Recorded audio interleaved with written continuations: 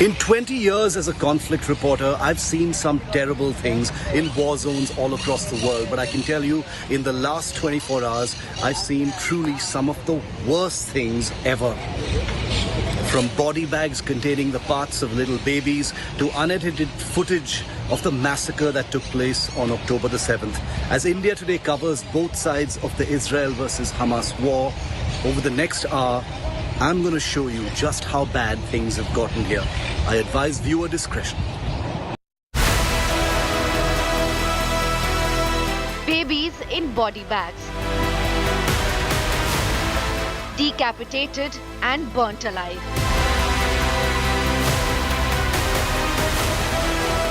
Unspeakable butchery. Terrifying horrors of Hamas. Shattering report from the war zone, where no Indian channel has gone before. India Today in the front line. I was among a small group of journalists who got access to the Shura military base in central Israel. Now picture a large army base that's turned into a vast morgue. Refrigerated container after refrigerated container that were opened for our eyes.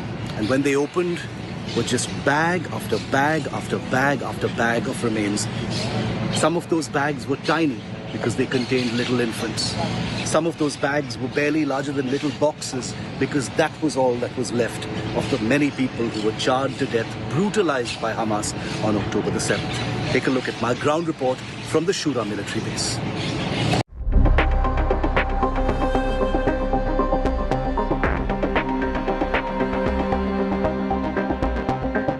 These ordinary-looking containers hold the horrors of Hamas.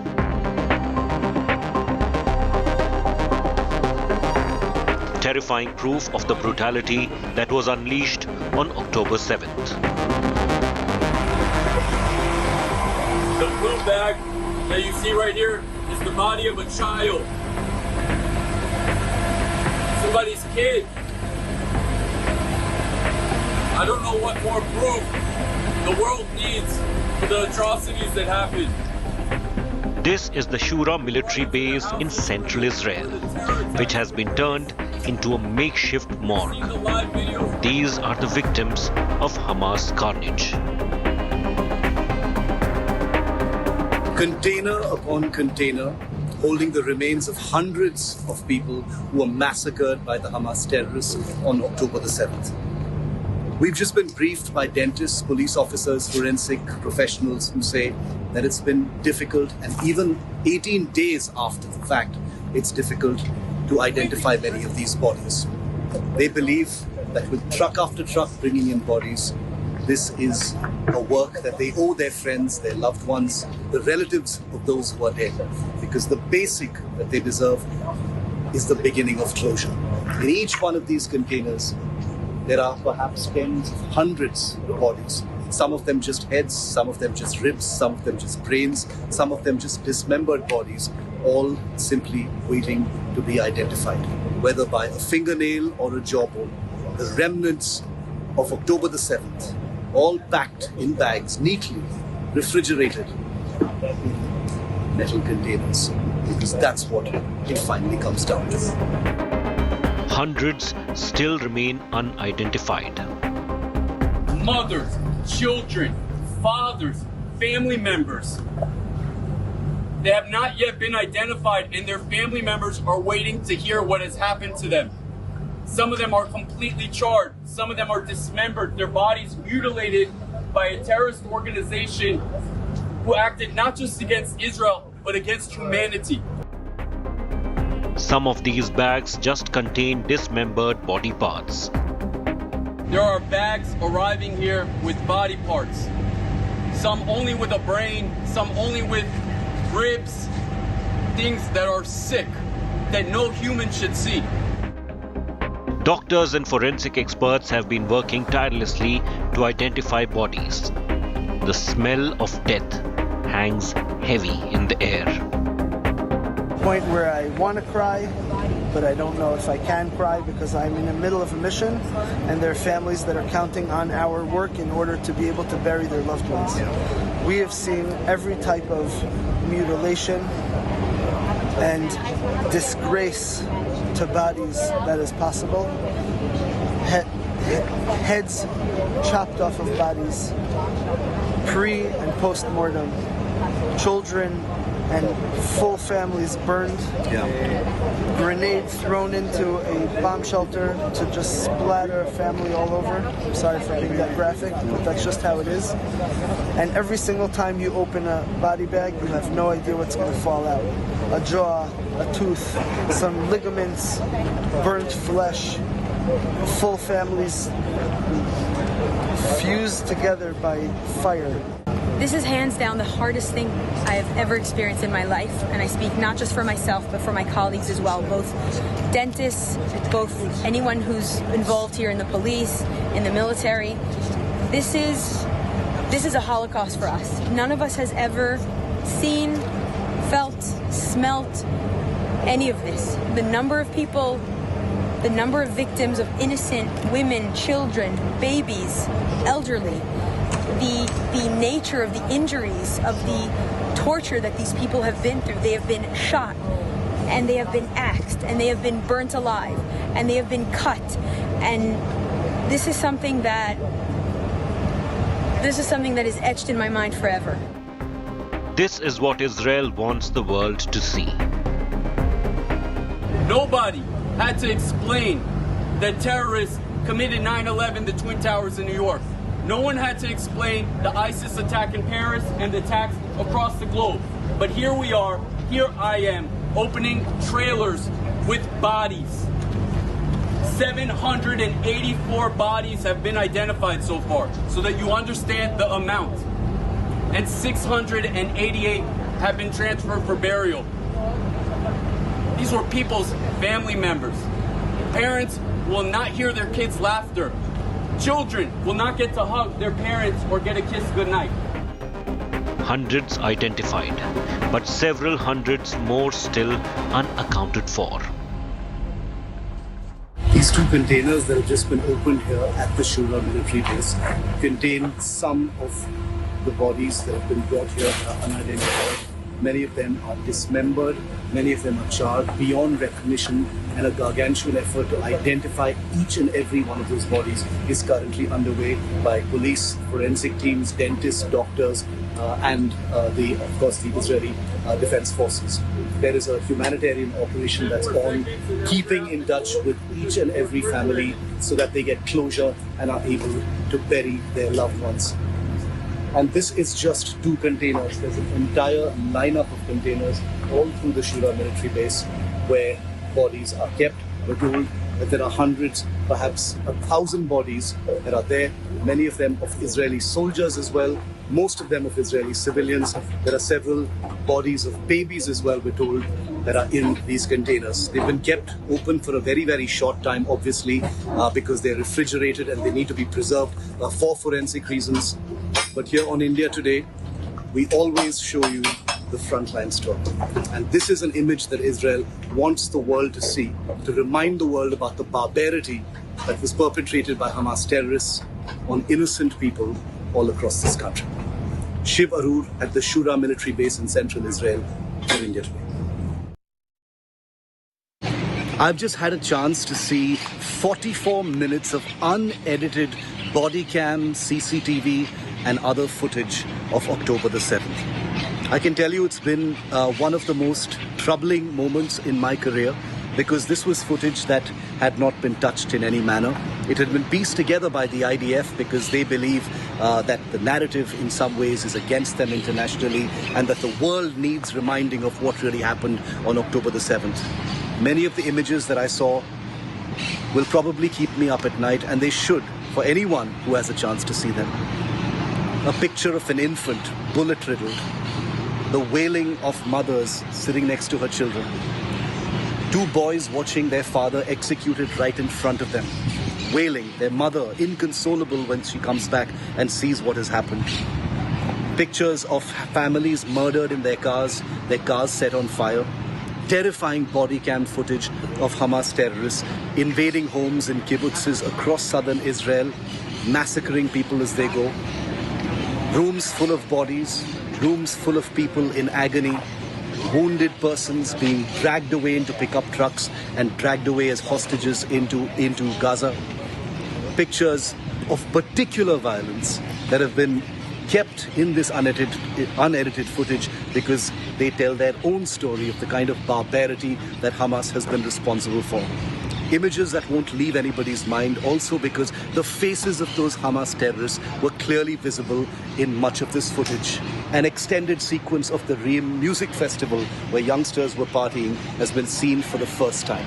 I'm told by the Israeli Defense Forces that this video that only a select group of international journalists, including me, have seen, will soon be also possibly shown to the United Nations. That tells you everything you need to know about how Israel sees the political and international narrative against it amidst a looming humanitarian crisis in Gaza.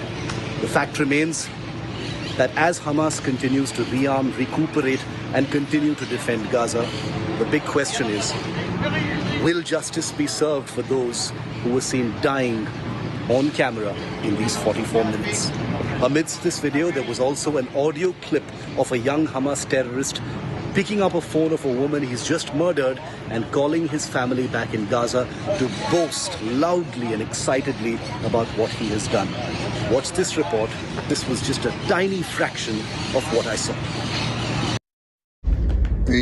We never experienced such an evil that was acting against our people. Never. Most engagement years before, face-to-face, were against military personnel. We had some terrorists here in Israel, but such an attack we never experienced. The only time that our civilians experienced those are the mortars and rockets that hit our kibbutz, cities, and so forth. So it is a very different, it's a new thing for us. And following your question, it's something that was well planned by them. We captured dozens of Hamas terrorists. We investigated them. We saw the orders that they were given. They carried the orders with them. Orders were to make things as a nightmare. This is almost the right translation from Arabic. They asked them to burn houses and burn families. Those were the orders.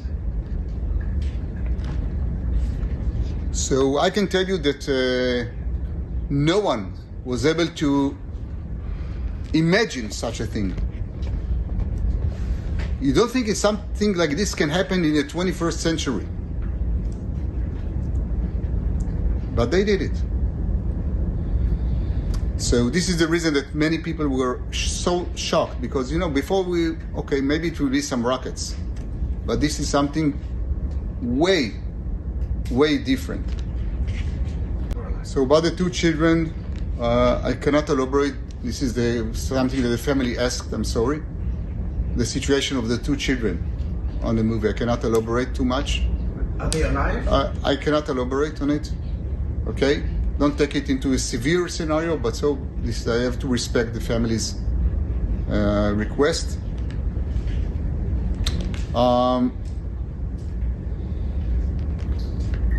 Can you remind me the second question, please? In terms of have you been able to identify? Okay, yeah. So we are able to do it. As I mentioned, we captured dozens of terrorists, and they gave the names too. So we know who is involved, and this is something that it is important for us from an intelligence perspective, but nothing more than this. General, thank you for... It's a very complicated question. You paint into the most complicated issue that we are facing. I've been the commander of Gaza Division back in 2012 to 2014. And we had the war in 2014. But then they still feel secure because we were able to eliminate the Hamas terrorists to engage with civilians. They tried, but we were able to eliminate it.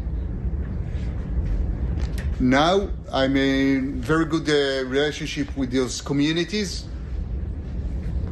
It's our challenge that they will feel the security and the sense of security. It's a national challenge. It's not a challenge only for the IDF. It's for our nation. And I think it will take time. It will take, many people will have PTSD because, for example, 3 days ago, I met one of the communities and one of the guys, the head of the community, told me, look, out of every 4 houses, one family at least was killed. This is the situation. The kibbutz near Oz lost 25% of its community. Think for yourself where you live. If you live in a building and you have 4 apartments in one floor, one family is missing in every floor. يابا انا قاعد اكلمك من جوبا بسيم. افتح الواتس تبعه قول له وين شوف كيف القتله، شوف كيف قتالك فيديو يابا، ابنك قتل يهود، هاي دخل مفلسين يابا. يابا قاعد اكلمك من جوال يهوديه قتلتها وقتلت جوزها، 10 فيديو يابا قتلت 10 يابا، 10 فيديو قتلت يابا. افتح الواتس شوف كيف قتلت يابا، افتح بتدفع عليك واتس قول له وين بروح يابا. انا بسيم يابا والله 10 قتلت، 10 بيدي يابا، دمهم على ايدي. اعطينا امي والله ب 10 بيدي يابا، كمان 10 يلا بيدي قتلت. يلا طلع اصبر هو يرجع.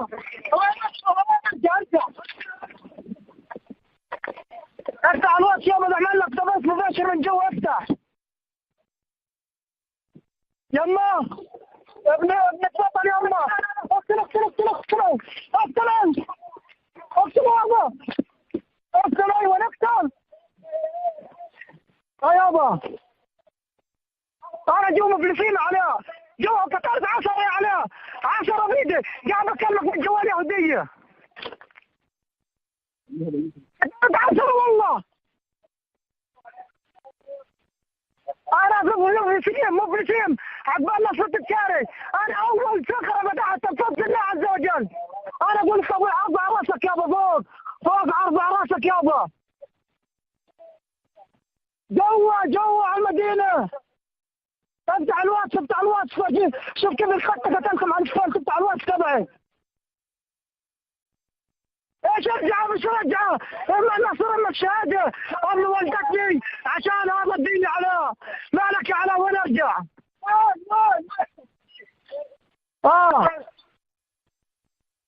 طب افتح الواتس تبع شوف كيف القتله. شوف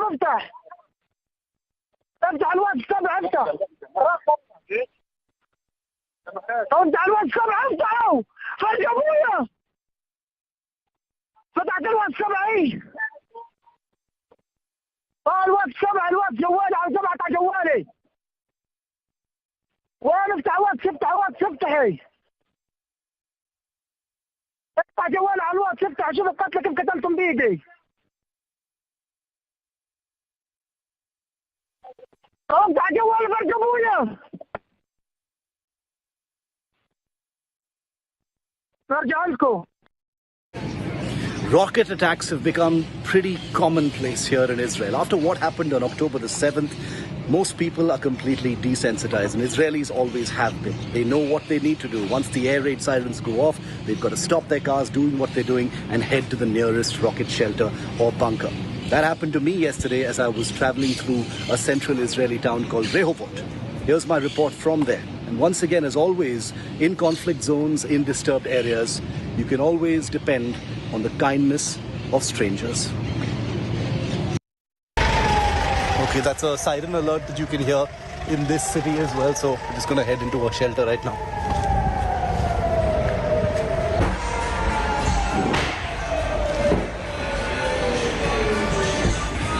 Okay, we can hear explosions right now. You can hear explosions. There are rockets landing nearby, it looks like. In the city of Ramle, suddenly a rocket siren. We rush into a shelter. We hear the boom boom sound of some rockets landing somewhere, but some apparently were intercepted, and that's what you see there up in the air. These little white wisps of cloud you see there are the remnants of interception of those rockets by Israel's Iron Dome system. It's amazing how everyone, in a very disciplined manner, rushes into their rocket shelters, but when they come out, life continues as normal. They're not even slightly unsettled by the sound of that siren, which is very unsettling for people who aren't used to it. And then you've got these little wisps of cloud. The only thing that remains after a very, very high-tech mid-air interception of those Hamas rockets by the Tamir missile, which is part of the Iron Dome system. So pretty amazing how this just becomes a part of everyday life, and those little wisps of cloud just become part of the everyday sky. There are many reasons why the Israeli Defense Forces haven't moved into Gaza just yet, why that all-elusive ground operation hasn't begun yet. Here at the Glilot military base, where we've just been briefed, we've spoken to many soldiers and officers of the Israeli Defense Forces, and one of the reasons why things are especially complicated is a vast tunnel network. In fact, a tunnel network that has become even more elaborate and more protected since the last invasion in 2014, posing a huge challenge. And there's been a related development in that respect. Not only is Hamas continuing to fire rockets from Gaza, they've also been trying to sneak across using some of these tunnels. The latest was a tunnel using the sea route from the Zikim beach right on the Israel-Gaza frontier. Take a look at this report on how tunnels pose an enormous challenge. The horrifying 7th October carnage by the Hamas terrorists armed to the teeth killed thousands of people in southern Israel in the most brutal manner, shooting, burning and even torturing some of them to death. But Hamas wanted to ensure more casualties.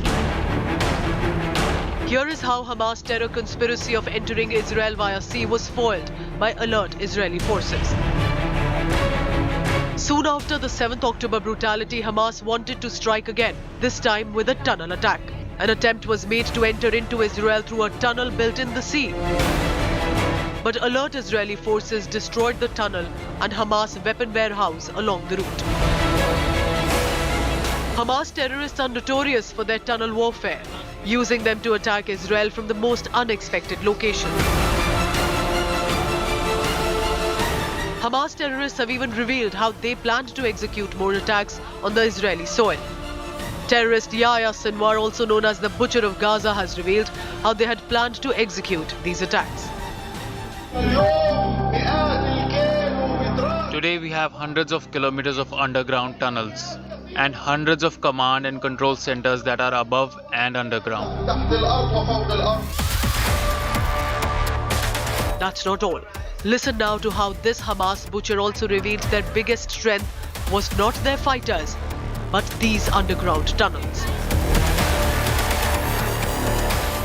What Hamas has done since they took control almost 20 years ago of the Gaza Strip is basically to build a network of tunnels from Gaza City and under Gaza City, which is the center and the biggest part of their infrastructure, all the way down to Khan Yunis and Rafah. So imagine we're looking at the Gaza Strip, but really think of the Gaza Strip as one layer for the civilians and then another layer for Hamas. And what we're doing now is that we are trying to get to that second layer that Hamas has built, by the way, only for itself, not to be accessed by the civilians. These aren't bunkers for the Gazan civilians to have access to when Israel is striking. No, it's only for Hamas.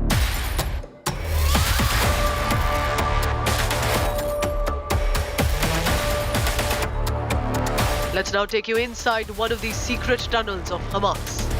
These tunnels, carved out of stone, go on for several kilometers. This is also being used to supply weapons and carry out attacks. A perfect shield to protect the Hamas. Let's now draw your attention to this terror tunnel built around the Islamic University of Gaza.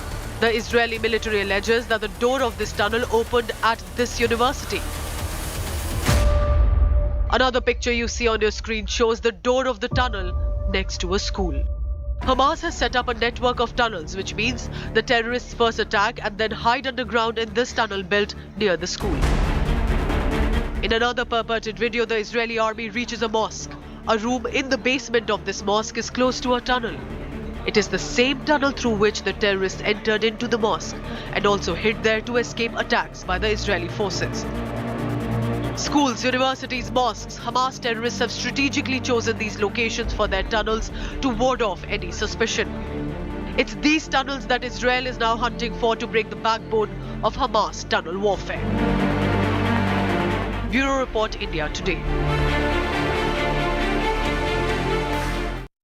India Today's Gaurav Sawant, one of the first journalists reporting on the Israel-Palestine conflict, now tells you a little bit more about the Hamas tunnel network.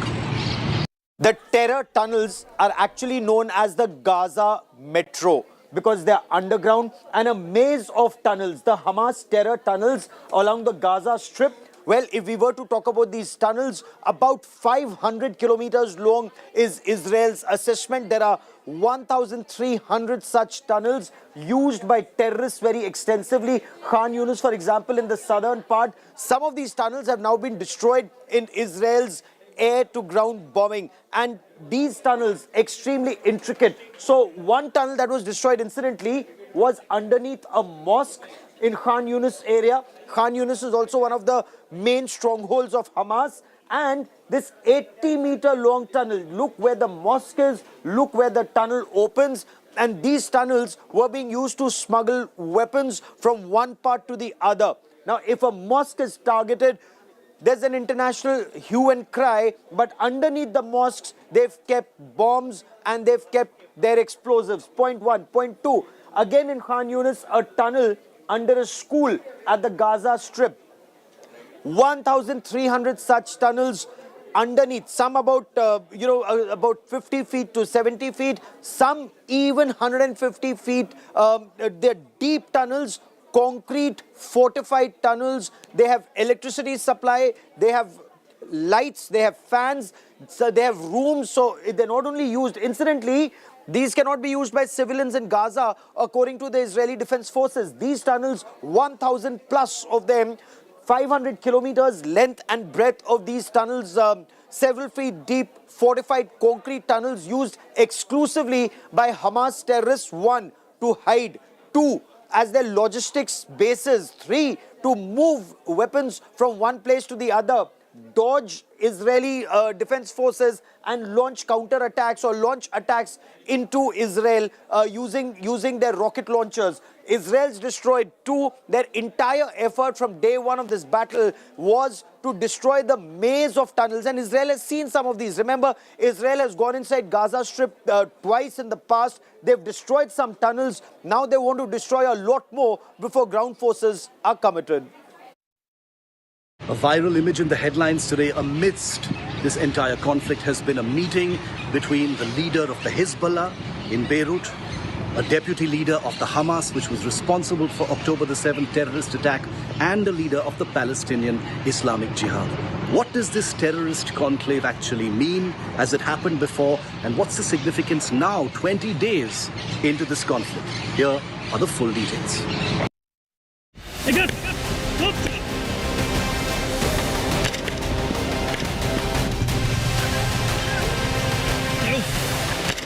Israel's war on terror is getting bigger. With Hezbollah on one side and Hamas and Islamic Jihad on the other, Tel Aviv is fighting a multi-front war. And the terror groups seem to be working in tandem. The head of Lebanon's terrorist organization Hezbollah met with top leaders of the Palestinian terror groups Hamas and Islamic Jihad on Wednesday. The meeting between Hezbollah's chief Syed Hassan Nasrallah, Hamas deputy chief Saleh al-Arouri and Islamic Jihad chief Ziad al-Nakhala took place in Lebanon. In a statement, Hezbollah said that the meeting was to assert their international position and to discuss what needs to be done to defeat Israel in the ongoing war. Hezbollah also added that every fighter who died in the war with Israel should be treated as a martyr. Hamas and Hezbollah share some common ideological goals and are supported by Iran. This conclave of the Hezbollah, Hamas and Palestinian Islamic Jihad takes on huge significance because apart from their identity of being Iranian proxies, 19 days into this conflict, it could mean a more coordinated level of attacks to surround Israel. If Hezbollah, which possesses significant military capabilities, joins forces with Hamas, it could create a more potent and coordinated front against Israel. As a government, like I said, we are concerned, of course. But then again, Hezbollah knows that war is not a cakewalk for all parties. I mean, even for Israel also. The devastating repercussions of war are, no one wants to go into this scenario.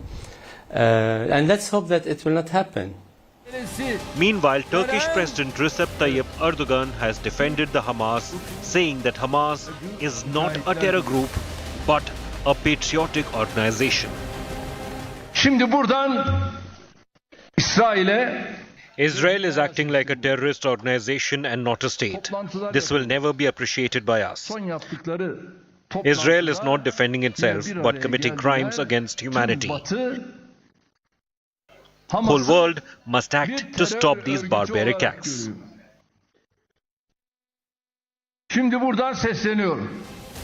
Such an alliance could launch coordinated attacks, engage in guerrilla warfare, and escalate the conflict exponentially. Bureau Report, India Today. Hostilities with Syria have also broken out in a limited manner. From airstrikes a couple of weeks ago now to artillery pounding Syrian army positions, this has become another possible front that Israel is fighting. Remember, the Syrian army, once again backed by Iran, is continuing to pile the pressure over the Golan Heights and that common border in the northeastern part of Israel. But what does that mean? And what kind of history do Israel and Syria share? How is this going to play out? What's this report? The Israel-Hamas war theatre is rapidly widening, turning into a multi-front war for Israel. Fighting Hamas in Gaza and West Bank. Clashes with Lebanon's Hezbollah. And in fresh escalation, artillery fire exchange with Syria. After Israel accused Iran to trying to deploy weapons in Syria to open a northern front, Israeli military said a number of shells were launched from Syrian territory. IDF fighter jets struck military infrastructure and mortar launchers belonging to the Syrian army, killing multiple Syrian military personnel. The US bases in Syria and Iraq have also come under rocket fire from suspected jihadi groups, leading Washington to raise concern. United States have sent F-16 Fighting Falcon aircraft to help protect troops in Middle East. Well, Jonathan, as you know, recently we've seen rocket and UAV attacks against bases housing our troops in Iraq and Syria. We're concerned about potential escalation. In fact, what we're seeing is the prospect of a significant escalation of attacks on our troops and our people throughout the region. And because of that, we're going to do what's necessary to make sure that our troops are in the right, good position. They're protected. Earlier, Israeli jets targeted the international airports in Syrian capital Damascus and the northern city of Aleppo, which led to fatalities on the ground. Syria's Damascus and Aleppo airports are known as transit points for Iranian arms sent to Hezbollah. Hezbollah has launched multiple rocket strikes against northern Israeli posts from Lebanon since the start of the war with Hamas. At an operational level, Israel is now fighting an expanding three-front battle. The existing front, of course, is in Gaza against Hamas, but there's also Hamas positions being hit in the West Bank. And then there's the escalating frontage that has opened in southern Lebanon with the Hezbollah. And finally now, an escalating activity against the Syrian army. So three big fronts, all of them flashing red. The expanding war runs the risk of plunging the entire West Asia into a full-fledged war. With Shiv Aroor in Tel Aviv, Bureau Report, India Today. And like I said before, the narrative is one of the big challenges that Israel continues to face. It has just demonstrated anger against the United Nations, but public protests continue to rage across the world. Here's the very latest that we're seeing from London and elsewhere.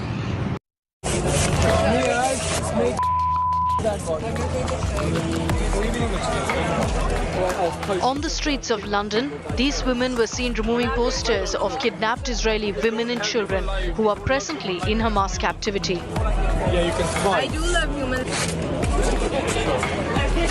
Similar videos show furious Palestine supporters tearing down posters of Israeli children kidnapped by Hamas. Shocking footage posted online showing mainly female Palestinian supporters in London ripping down posters claiming inaccurate information. When the women were confronted, one shot back and asked, "But what about Palestine?" Children! It's children, it's innocent people! Okay, what about the children in Palestine? Appalled witnesses filmed many such cases emerging online where men and women are clutching the torn-down posters depicting innocents taken hostage by Hamas terrorists in Israel on October 7th.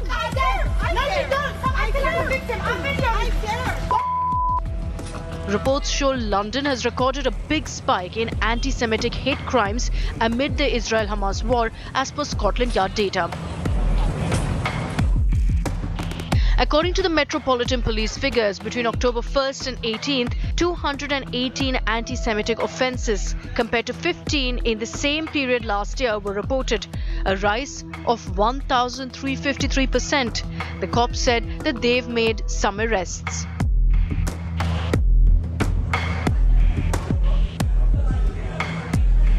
Even in USA, incidents like this were reported of hostage posters, even from universities.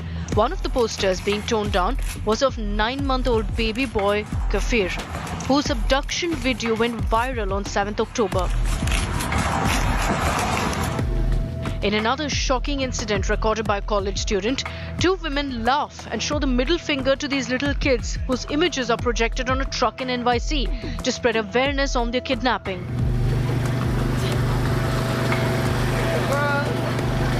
Massive outrage has erupted on social media against such incidents, leading to heated confrontations on the streets. As increasing number of videos emerge and members of the public are starting to confront individuals who tear down posters. In some universities, violent clashes broke out over pro-Israel and pro-Palestine rallies. In the latest, images from George Washington University show some students reportedly projecting messages onto a school library building that seem to glorify Hamas terrorists and call them martyrs. As the Israel-Hamas war escalates, Israel says 222 hostages are in Hamas captivity since October 7th massacre. While Hamas released 4 elderly women, hundreds are still in captivity and their condition unknown. Bureau Report, India Today. India Today is the only channel reporting from both sides. I've spent extensive time reporting from the West Bank. We also have a reporter in Gaza. On the other side of this very short break, we shift our focus to Gaza to show you about how the humanitarian crisis there is playing out.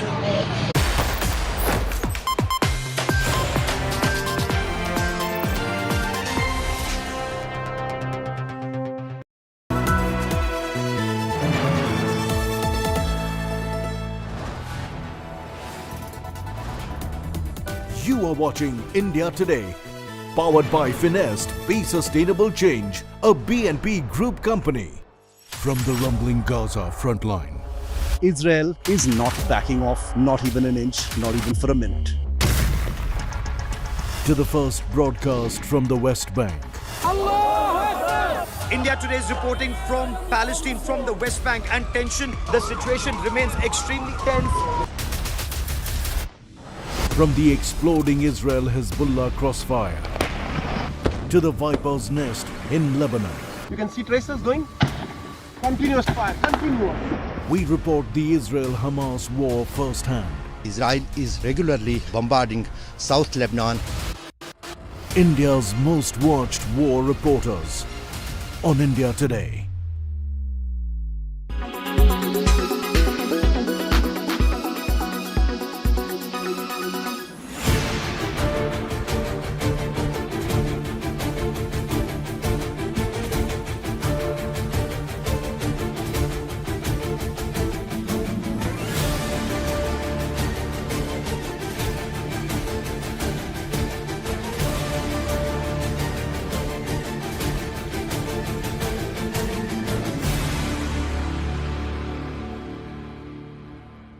Air quality today.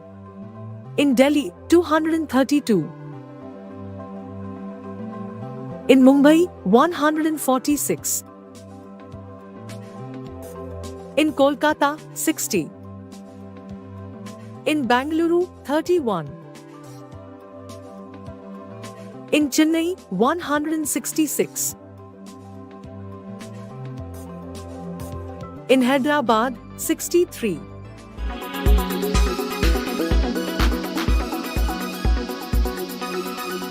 Make your media plan smarter with India Today Live TV on your connected devices. Amplify your brand with 100 million smart internet viewers. To advertise, mail us at sales@aajtak.com.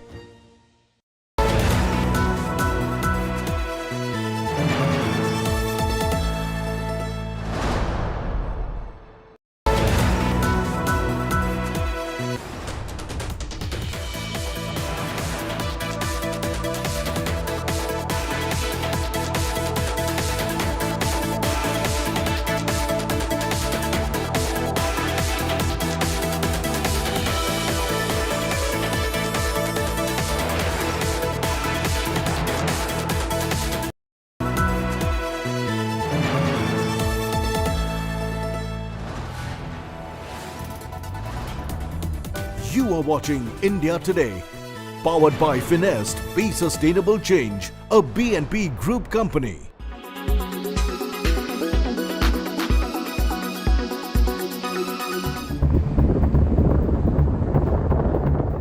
Kilometers south of Jerusalem, under Palestinian Authority, is the city of Bethlehem in West Bank.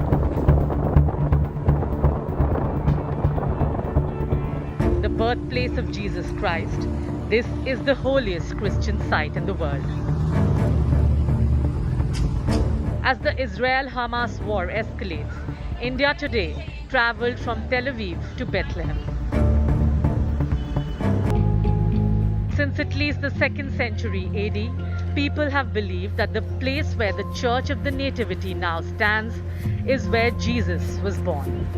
2 months before Christmas, an eerie silence looms over the Church of the Nativity. Usually you're saying that this square, Jose, this square which I see around me, you're saying this is completely full of people. Full of people, and it was, even we don't get a parking space here because of the tourists coming to Bethlehem for the pilgrimage. So visit the Nativity Church, where is the birthplace of Jesus Christ. The silence is broken by the sounds of protests on the streets. Bethlehem relies heavily on tourism, and the escalation on the borders is taking a toll on the locals here. We were reporting from Jenin earlier today. There was an airstrike there. We do know there have been casualties in different parts of the West Bank. Are people here insulated from that, or are they also affected? People in Bethlehem is also affected because there is no tourism. Bethlehem depends completely on tourism. Yeah. So most of the restaurants is closed in Bethlehem. People don't go for shopping much. Yeah. And the prices of the vegetables and meat, everything has gone up. Yeah. So people are not spending any money and they're sitting at home. Bethlehem in West Bank has witnessed several conflicts in the past and has remained untouched till now.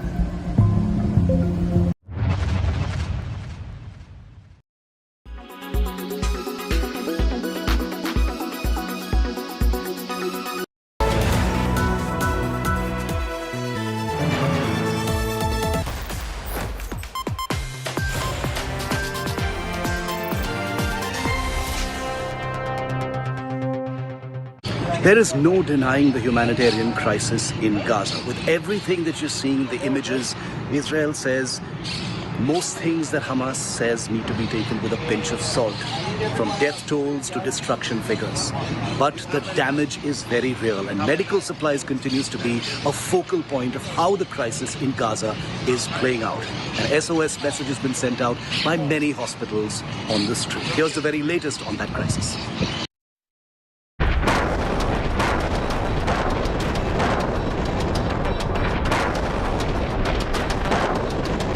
Gaza is in tatters as Israel scales up its counter-offensive.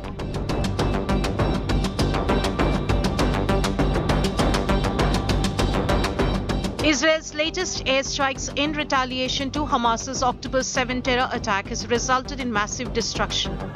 Excavators work to remove rubble as residents and rescue workers crowded around the remains of collapsed buildings to search desperately for survivors.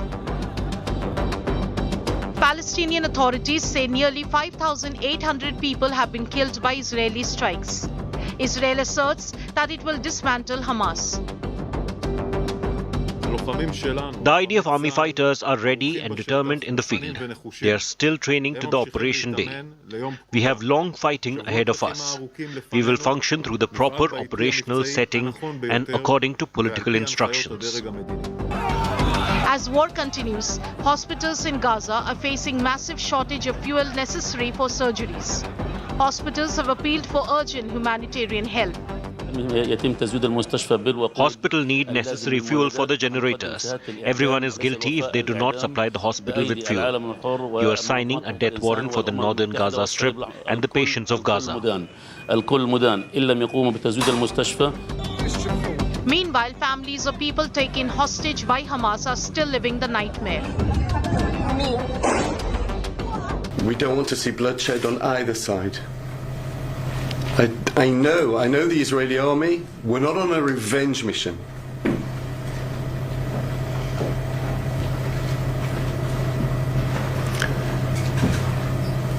But we're on a mission that needs to take evil out of this world. Nothing less, no different than ISIS. It needs to be eradicated, and the Palestinian people need to be freed from the Hamas. And to the Hamas, I don't think we speak the same language, and I'm not meaning about Arabic. But I would tell to them that those people are not part of this war, and children should not be part of this war, and innocent people should not be part of this war. The innocent people in Gaza shouldn't be part of this war. And they should just let all of them back home. While Israel has intensified its bombardment of Gaza to exert more pressure on Hamas, negotiations are happening alongside to obtain the freedom of hostages. Bureau Report, India Today. And on India Today, as we have been saying from the beginning in our campaign, it's about the children caught in the crossfire. And we continue to say as we report this big story, save the children.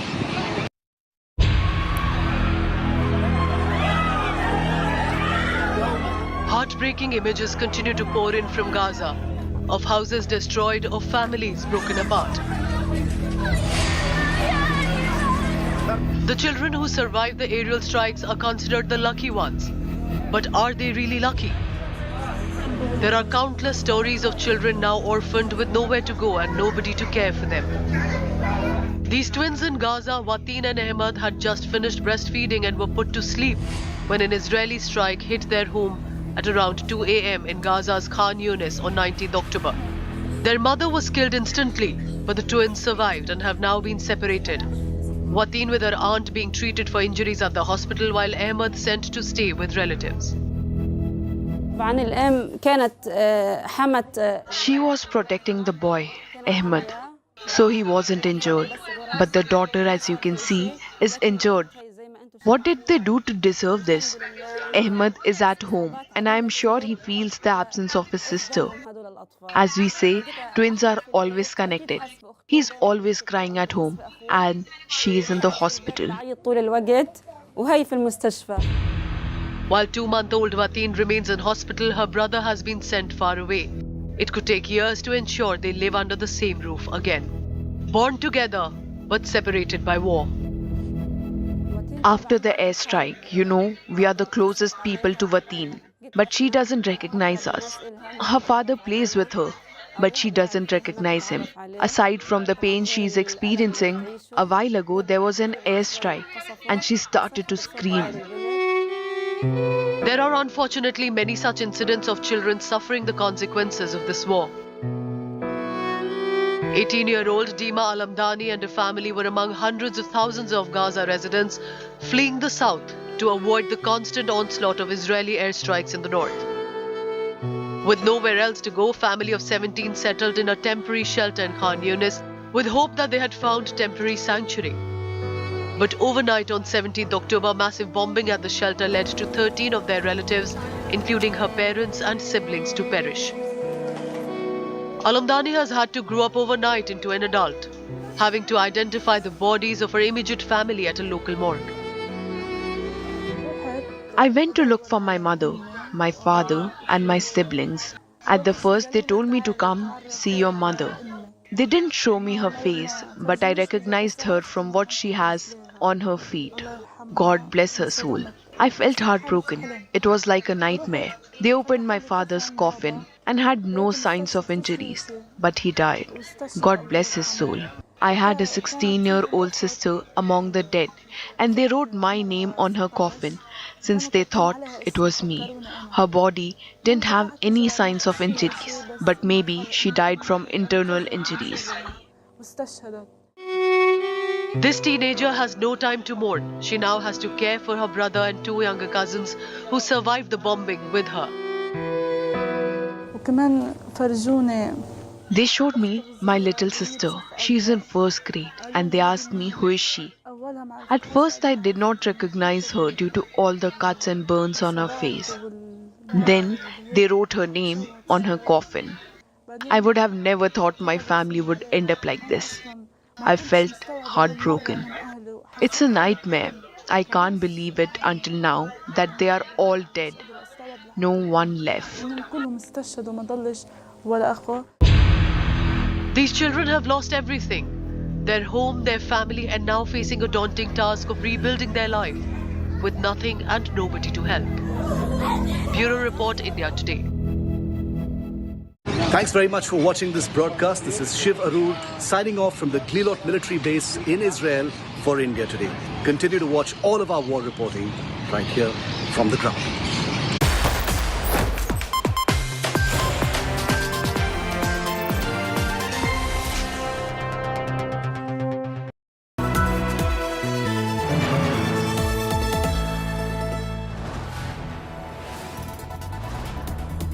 You are watching India Today, powered by Finest, Be Sustainable Change, a BNP Group company.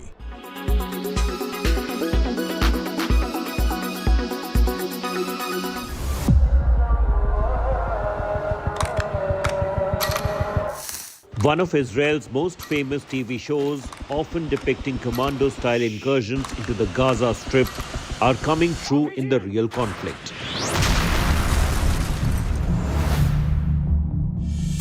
While the world sits on tenterhooks ahead of an expected ground invasion of the 41-kilometer-long patch of Palestinian territory, Israel's special forces have already begun surgical attacks in northern Gaza. India today has learned that Israel's ground invasion will be like nothing else it has done in the past. Let's take you step by step through how this is likely to play out.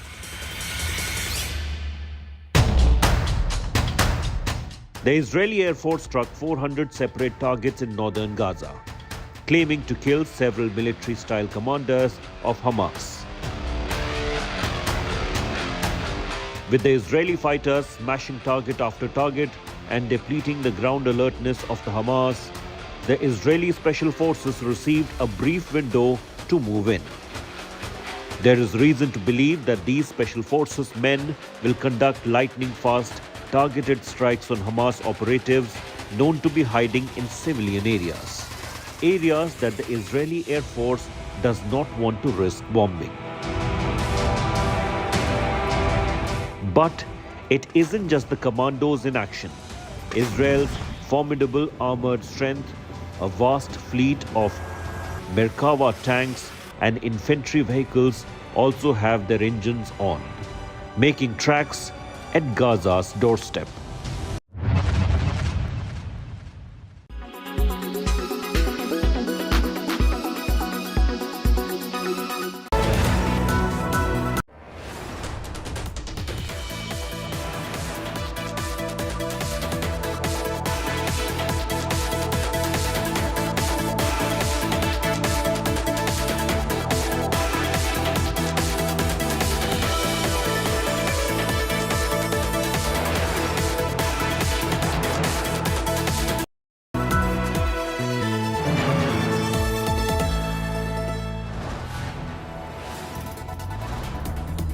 You are watching India Today, powered by Finest, Be Sustainable Change, a BNP Group company.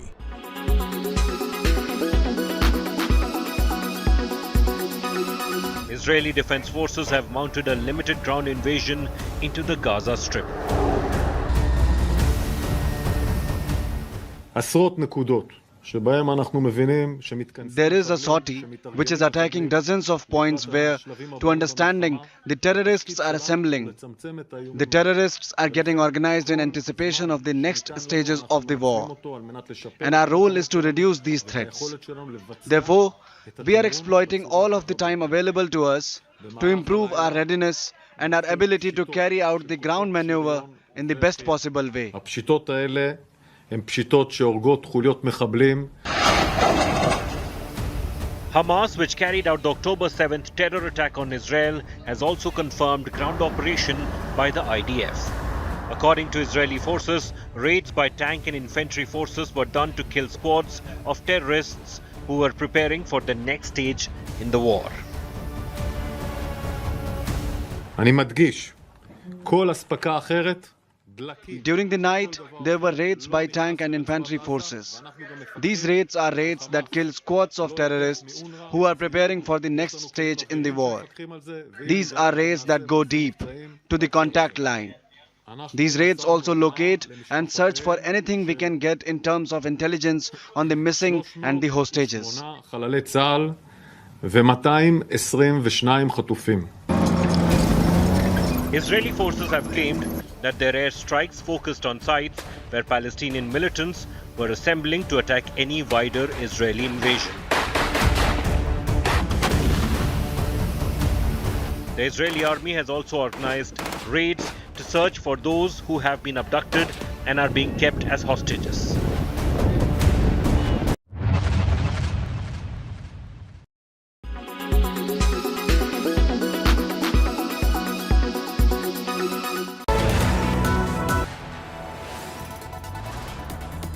You are watching India Today, powered by Finest, Be Sustainable Change, a BNP Group company. The bold look of Kohler. Titan I Plus, expert who cares. Dulux Velvet Touch feels like home.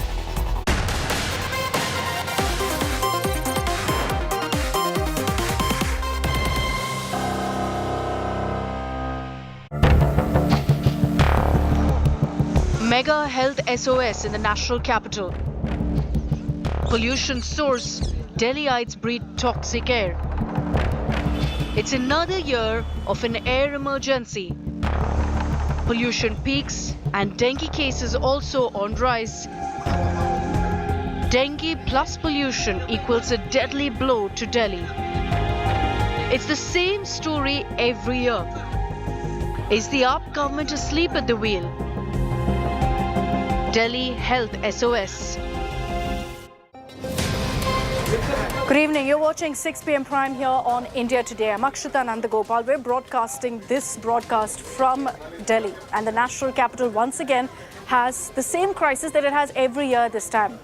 Pollution plus dengue cases are on the rise. It's led to a surge of people rushing to hospitals either with dengue symptoms or unable to breathe as the toxic air once again is across the national capital. We're going to be talking about this and why every single year this is a problem that's still not been addressed or solved. A look at the headlines first.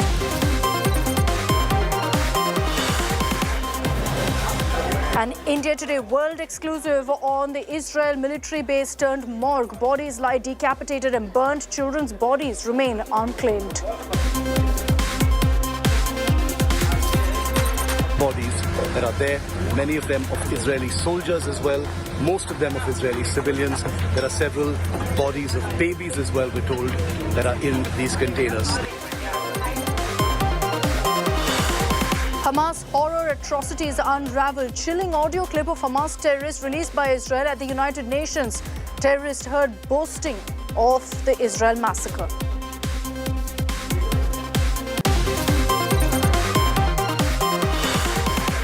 Israel's arch enemies come together in a huddle. Hezbollah, Hamas and Islamic Jihad hold terror conclave in Lebanon's Beirut. Iran wants Israel again, says it's incapable of confronting Muslim fighters.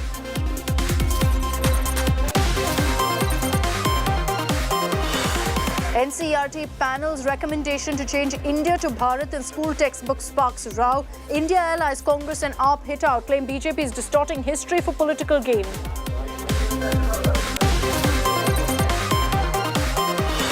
National capital shrouded in smog once again as pollution levels continue to deteriorate. Stubble burning cases surge in Punjab. BJP blames ruling AAP government for pollution spike.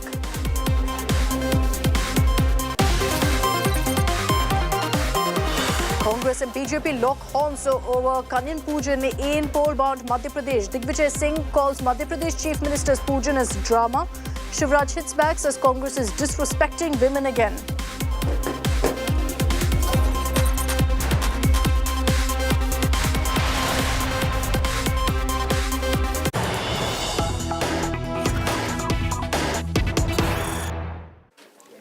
Let's begin with breaking news that's coming in from Tamil Nadu of an attempt to attack the Raj Bhavan in Chennai.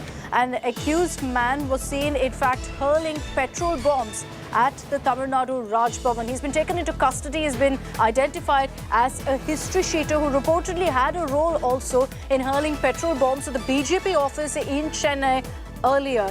Now, we understand that this particular man on the left of your screens hurled cans full of petrol at the main gate of Raj Bhavan. He then went ahead and almost hurled a bottle that was lit up at the petrol cans, but then the cops caught him and took him into custody. He's been arrested now, but the BJP is lashed out at the DMK government, saying here's proof of the complete breakdown of law and order in the state of Tamil Nadu.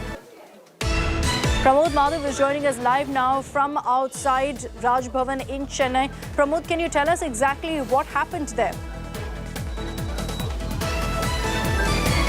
Absolutely, Akshita. This is a very secure place, and around 2:45 p.m. is when the incident occurred. In fact, I have exclusive image of the petrol bomb hurled, and later, how the police and security forces here tried to clear it as well. Now, this complete area has been cordoned, and we are standing outside Raj Bhavan gate number 1. This is a prominent gate through which VIPs enter, and this entire area, generally itself, there will be like a high security zone. And even after that, this person called Karka Vinod was able to walk almost a kilometer from Saidapet Court to this spot, and he had been carrying 4 bottles with petrol, of which one he set it on fire and hurled it over here. The image I showed earlier, and before he could do any more damage, the security personnel here, they stopped him. This is like becoming a serious issue because this has occurred on the Raj Bhavan gate number 1, one of the most secured places generally even people are not allowed to stand here for more than a minute. So that kind of security is here. And even after that, this same person who hurled a petrol bomb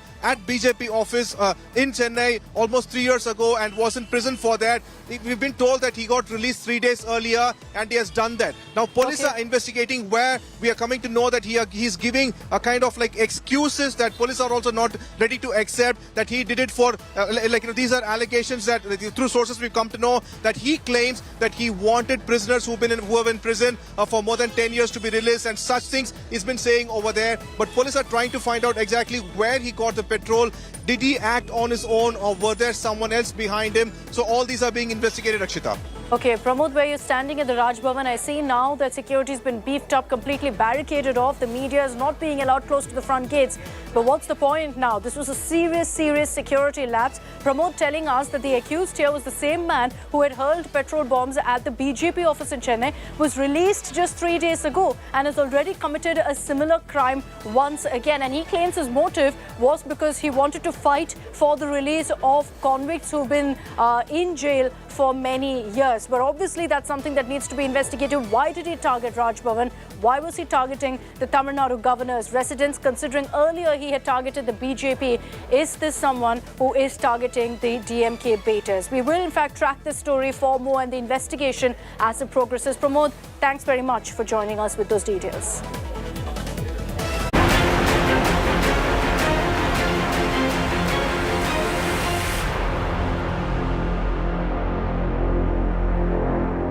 Switching over to the top story that we're tracking in this edition of 6 p.m. Prime. It's that time of the year again where every single Delhiite is stepping out with a mask because of the toxic air around.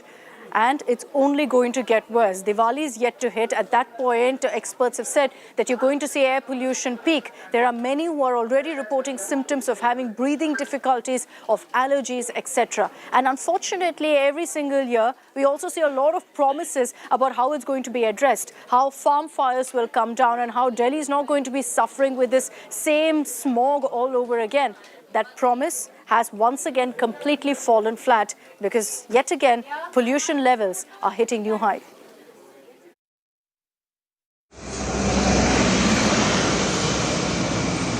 Delhi is shrouded in smog once again. As pollution levels increase, stubble burning has started in Haryana and Punjab, adding to the city's woes. The air quality in the national capital on Wednesday dropped to the very poor category. In adjoining Noida, it was recorded at 218 or poor. And in Gurugram, the AQI was 168, which means moderate. Lodi Road, Delhi University, Model Town, IIT Delhi, and International Airport are among the areas worst affected. There is information available that the farm fires in Punjab and the adjoining areas have also started increasing, while usually since the last few days Punjab daily farm fires had touched the 200 mark. For yesterday, that was on Tuesday, it clocked the 300 mark. Apart from that, we also saw Ravan effigies being burning, leading to pollution. So coupled with all these regions, the Delhi NCR has once again dipped into the poor category. The BJP blamed the Arvind Kejriwal government for the pollution spike. देखिए, ये अरविंद केजरीवाल जी एक ऐसे व्यक्ति हैं, आप आज पूछिए, Joe Biden के ऊपर धर देंगे लेके कि सब कुछ उनके लिए हुआ, अमेरिका में हमारी सरकार आएगी तब जाके ये दिल्ली ठीक होगा. तो इस प्रश्न का कोई उत्तर नहीं है. ये अरविंद केजरीवाल जी को संभालना, उनके प्रश्नों का उत्तर कोई नहीं दे सकता है, क्योंकि वो घड़ी घड़ी रंग बदलते हैं. व्हीकल पोल्यूशन है, उसको कम करने की कोशिश हो रही है. दिल्ली में पटाखों पे प्रतिबंध है. दिल्ली के अंदर ग्रीन बेल्ट को बढ़ाया जा रहा है. इन सब का इम्पैक्ट क्या है कि अगर आज इस सारी चीजें नहीं होती तो फिर आज 300 नहीं 450 AQI होता. According to the government data, over 2,500 cases of stubble burning have been reported this year so far. The AAP government in Punjab claims farm fires in the state are down by half. The Haryana government, headed by BJP, claims compared with last year, the cases of stubble burning have reduced by 60%. The Agriculture Department in Haryana is imposing fines on farmers burning stubble. Despite these measures, farmers were found to be burning stubble. Sustainability की तरफ देखना पड़ेगा. Industries जो है दिल्ली के आसपास और जो त्योहार वगैरह हैं उसमें सस्टेनेबिलिटी का फोकस लाके फटाकों का प्रयोग कम करके चलते हुए हम इसको कंट्रोल कर सकते हैं. There is really heavy smog which we can see is surrounded all over the India Gate. Although we have a good heavy plantation nearby, but we can feel heaviness in breathing. It's not that easy. For Delhi, the worst is yet to come.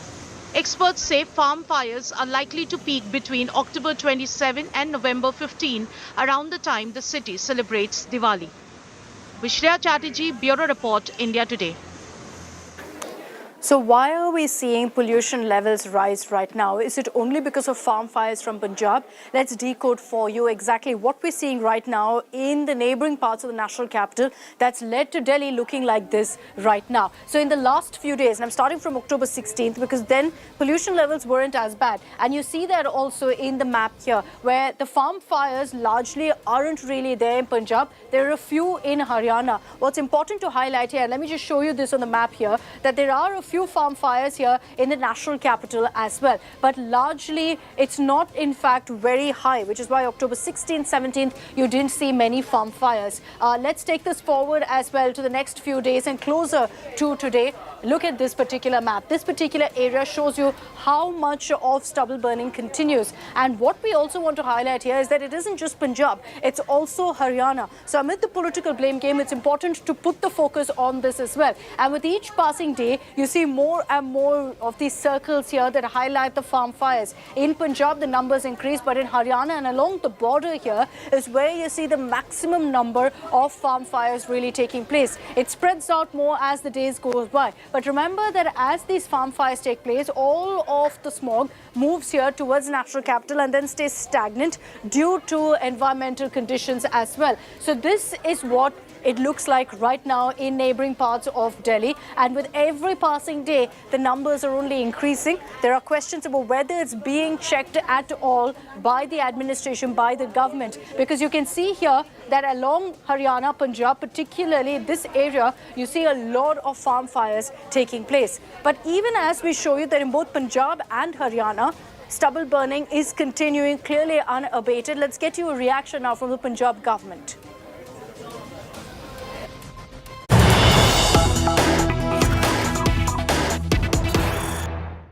So the Punjab government, which is the Bhagwat Mann government, the AAP government, has maintained that they are not to blame for the pollution levels in the national capital. Unsurprisingly, the AAP government has said there are many factors that contribute to Delhi pollution, and it's not just about what is happening in Punjab. It's not just Punjab that's contributing to pollution levels in Delhi. But needless to say, it is one of the big contributing factors, and we'll have to see whether that's something that AAP is willing to acknowledge or not, because in the last many years, Arvind Kejriwal constantly blamed Punjab. Now you've got Punjab saying, no, we are not the ones who are contributing to Delhi's pollution.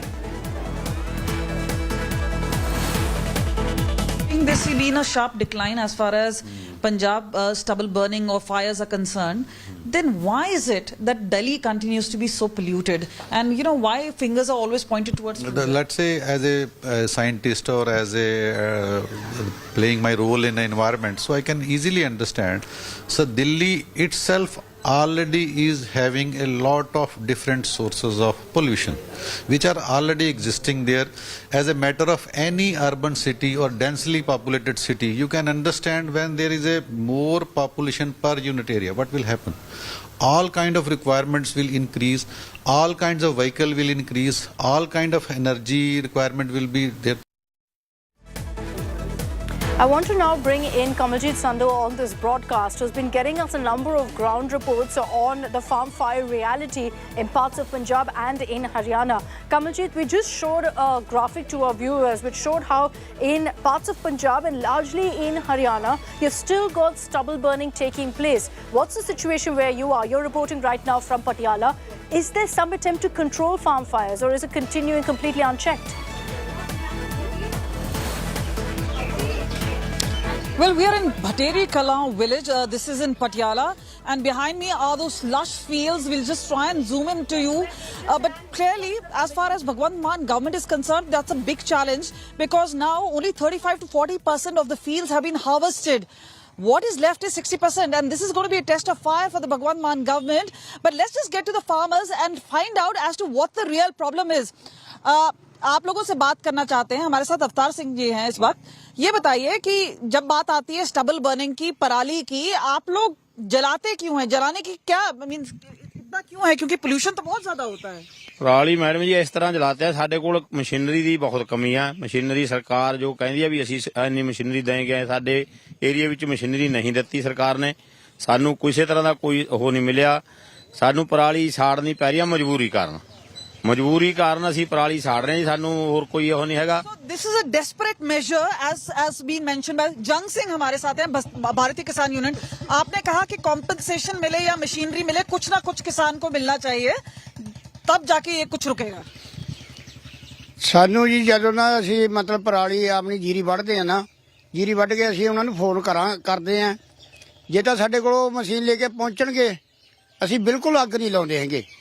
ਜੇ ਉਹ machine ਸਾਡੇ ਕੋਲ ਨਹੀਂ ਪਹੁੰਚੂਗੀ ਨਾ, ਫਿਰ ਅਸੀਂ ਜਿਹੜਾ ਗੁੱਦਾ ਉਹਨੂੰ ਅੱਗ ਲਾਵਾਂਗੇ. सारा लाना जैसे नहीं फूक रहे हैं कि भी आप. अभी तक कोई आपके पास मैकेनिज्म, मीटिंग्स तो हुई हैं आपके, पर आपके पास कोई मशीनरी पहुंची है? कुछ मैकेनिज्म नहीं कोई मशीनरी पहुंची है. मतलब बाई दे गई है मशीनरी. ਉਹਦੇ ਵੱਡੇ ਵੇ ਨੇ ਉਹ ਇਹ ਗੱਦੇ ਜਿਹੜੇ ਉਵੇਂ ਜਿਵੇਂ ਪਏ ਨੇ ਖੇਤਾਂ ਦੇ ਵਿੱਚ ਹਜੇ ਵੀ ਪਏ ਨੇ. So we'll just try and tell you what he's trying to tell us is, now this has been done. Now they say this is going to be picked up by the government vehicles. So they say what has been done as far as the measures being taken is that they do collect it, but they've been lying for a period of time. They said, as soon as this entire season of paddy is over, they have to move very quickly. The other part is obviously as to what the experts have been telling us, that they say till 1970 they were encouraged to have paddy instead of crop diversification. It's very important that the centre and the state get in crop diversification back in Punjab soon if they want to get rid of this air pollution problem. So this is obviously a multifarious problem, but meanwhile it seems that the farmers seem to be under pressure. Now some of them have actually mentioned that they have been to Dhuri, which is Bhagwant Mann's own constituency. What you're telling us, Kamaljeet, is that a lot more steps need to be taken. And I'm going to have to wrap this up, but you got us a voice of the farmers there who are talking about the challenges they face. It's easy to blame the farmers here, but the administration needs to step in and ensure that they do their bit to stop these kind of farm fires. Now, we've seen the kind of images coming in from the national capital, the layer of smog we're all too familiar with at this time of the year. What's unfortunate is that it's a double whammy for Delhi. If you live in Delhi right now, I'm sure and I can guarantee you know someone who's down with dengue and hospitalized, because that's how grave it is right now. And again, this is an annual affair. This time of the year, you see a surge in dengue cases. This year, however, it's particularly bad. And let me just show you that in the form of numbers of how we've seen a rise in dengue cases from 2018 to now. You look at the numbers, there's a downfall, in fact, from 2018 to 2020, where 1,310, it came down to 489, went up in 2022 to 1,876. Right now, it's at 4,965. Remember that this data, what we've done is we've put out a comparative analysis of this time of the year. By October, what were the numbers through the last many years? Now it's at 4,965. So nearing the 5,000 mark, worse than ever before. The only silver lining is that the deaths have come down. And let me show you those figures as well. Again, this is data that we're comparing October till October of every single year. You had a surge in 2021 during the COVID pandemic. It reached 23. Right now, the death toll is at 1. We're hoping it stays that way. But there is obviously going to be a question about what's been done to prevent this kind of a surge in dengue cases right now in the national capital. Many would say, look, it's seasonal. Look, it's because of weather. There's nothing we can do. But obviously, with regards to fumigation, ensuring hygienic conditions on streets, there will be questions about whether enough has been done on that front. The AAP government and the MCD, the data that we're putting out right now is based on what we've compiled. But there's no actual proper data that's been put out by the MCD so far. And there are questions about whether the AAP-run MCD is trying to hide some of the data that's coming forward on how many cases have been reported. Let me get you now a detailed report also on this, on what's the dengue situation like in Delhi.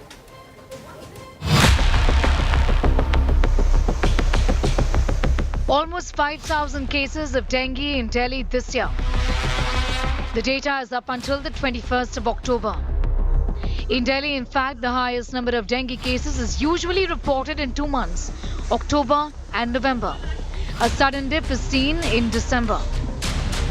This year, rains have been unprecedented, highest in the last 60 years. आज मेरे को तीसरा दिन है hospital में आने के बाद मेरे को फीवर तो नहीं है बाकी और प्रॉब्लम्स लंग्स पर स्वेलिंग किडनी पर स्वेलिंग पेट की थैली पर स्वेलिंग पेट में पानी काफी इन्फेक्शंस मेरे को साइड इफेक्ट्स डेंगू से हो रहे हैं The Municipal Corporation of Delhi says around 165 teams have been deployed for survey work across the city, and a survey of 4,541 houses in 108 areas has been done.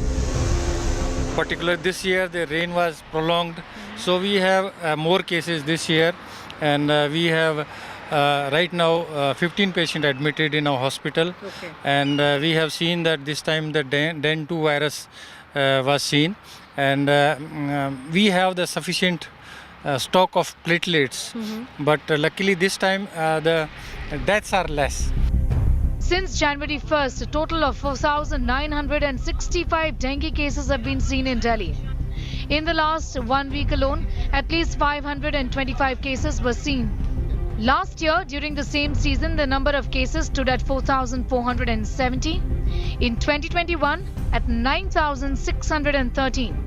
One death has been reported due to dengue this year. Last year saw 9 deaths. In the year 2021, there were 23 deaths. Well, not just Delhi, Bhopal in Madhya Pradesh, for example, has seen a 14-fold increase in cases of dengue. While India has the ideal weather conditions for the Aedes mosquito to breed, importantly, the World Health Organization says the disease is also now being seen in places it was never seen earlier. It's surging throughout the world and coming to places that had never seen it. California, for example, just confirmed a rare case of dengue also. The WHO has warned of endemic dengue in the US and Europe, speaking volumes of how the environment is becoming increasingly conducive to dengue transmission. Take a look at this data. According to a 2023 report published in The Lancet, between 1951 and 60 and 2012 and 21, the number of months suitable for Aedes aegypti dengue transmission in India increased 1.69% every year to reach 5.6 months. The cyclical nature of dengue transmission highlights the importance of year-round vigilance and prevention efforts. With Sushant Mehra and Ram Kinkar, in New Delhi, Sneha Mordani for India Today TV.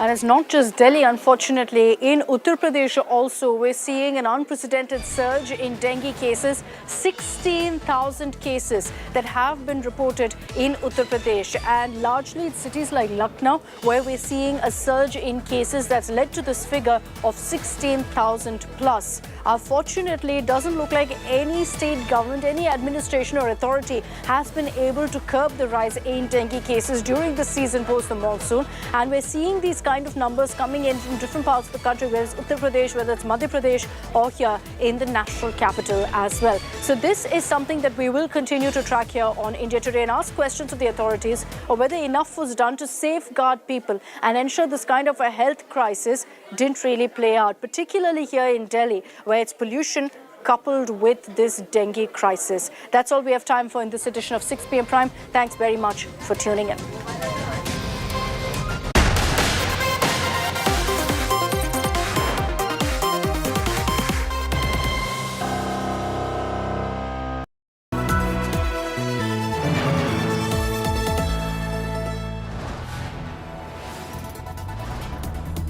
You are watching India Today, powered by Finest, Be Sustainable Change, a BNP Group company. Get ready for an immersive journey into the heart of news, politics and insights that matter.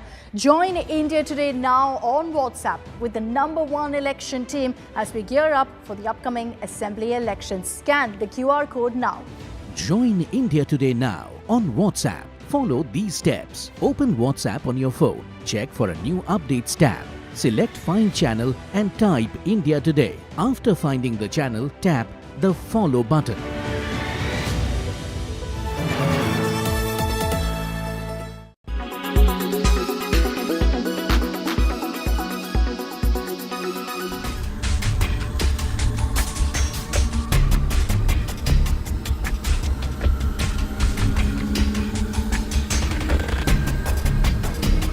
September 5, 1972. A darkest chapter unfolds in Olympic history. Members of the Israeli team taken hostage inside the Olympic village in Munich by Palestinian militants. 2 were shot dead almost immediately. Others were killed during a gun battle with West German police at a nearby airfield as the attackers tried to take them out of the country. These guerrillas are a group called Black September. Automatic weapons on the hostages. The deal had been made. Now the Israelis disappeared. Massive security forces in front of it. The Arabs are segregating. But what unfolded on October 7, 2023 was unprecedented. A brazen incursion, killings and abductions on Israeli territory that took the country's military and its intelligence services by surprise.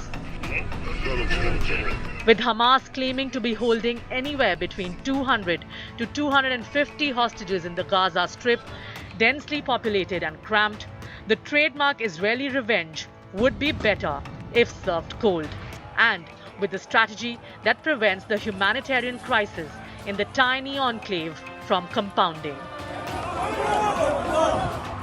Bureau Report, India Today.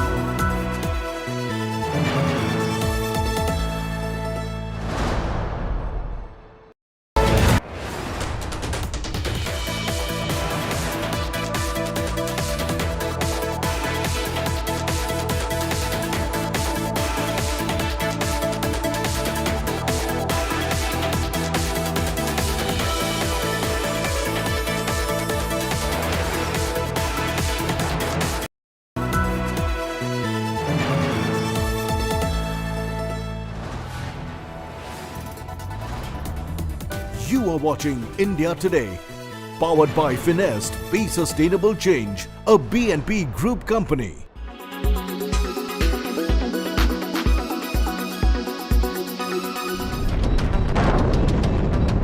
War kills indiscriminately. It requires soldiers, caregivers, and chroniclers.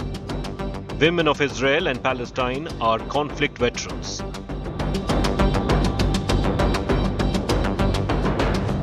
As soon as the war broke out after the horrific terror attacks of Hamas, they joined the rank in all capacities. Moriah Menser is a former Israel Defense Force soldier. This 21-year-old British-Israeli flew home to fight against Hamas after one of her friends was murdered in the Hamas attack. Our friends are in very unfortunate situations. Some of my friends are missing. I've just found out that one of my friends had been murdered in her home 2 days ago. So we got the first flight we could. Our flight's been delayed because apparently there's been shooting at National Airport. That's the situation. Ella Wawea is famous as Captain Ella. That's her social media handle. She is the first Muslim Arab woman to publicly become a major in the IDF. هجمات حماس العدائية الأخيرة على دولة إسرائيل ما أظهرت حجم إرهابها ووحشيتها وقساوتها اللي فاقت داعش وأتباعها هذول هن أبطالنا. Officer Ella shares updates on her personal as well as IDF's Instagram handle about the ongoing conflict in Gaza, along with a message of unity for the success of Israel. Hello everyone, it's around 4 p.m. here in Gaza. The situation is just getting worse. There are literally no words to describe what's happening. No electricity, no water, no internet. Like almost 90% of Gaza, they don't have connection. We can't even call each other. Plestia Al-Akkad is a journalist from Palestine based in Gaza. She has been using her phone to document the widespread devastation all around her and has been sharing how life has become since the Israel-Hamas war started on 7th October. Gaza, and I can't even recognize the streets right now.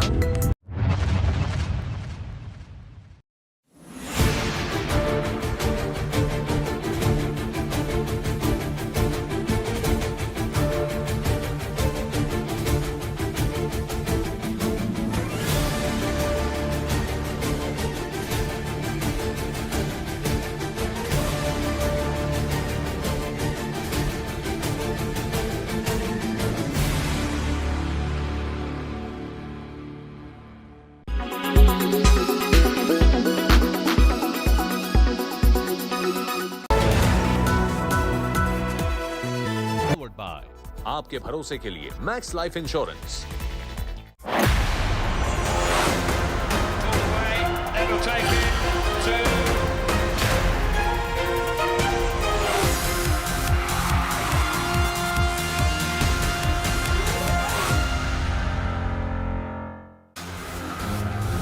Hello and welcome to Battle of Champions, our special on the Cricket World Cup with me, Nikhil Naz. We're almost at the halfway stage of the tournament, but still plenty to play for because the fight for the top four continues. Today as well, there's a big game that Australia is playing against Netherlands, an important game for the Australian team if they want to finish in top four. We'll bring you the latest updates from there. It's already plenty of records that have tumbled with the way Australia have batted. Plus, there's going to be news from the Indian camp as well as the Afghanistan camp. That is going to be our focus in the next half an hour, but we'll start with the big news that is coming in, which involves the star all-rounder of the Indian team, Hardik Pandya. Now remember, Hardik Pandya got injured in the last game that India played in the game versus Bangladesh, and then he was not available for the game versus New Zealand. Many thought that he would be available in that game that will be played in Lucknow versus England. But I'm afraid the news that's coming in from the Indian camp, Hardik is set to miss not just that game versus England, maybe the following game versus Sri Lanka too. Why is that? We'll bring you all the latest news and bring you up to speed on Hardik Pandya's injury. Here's our special report.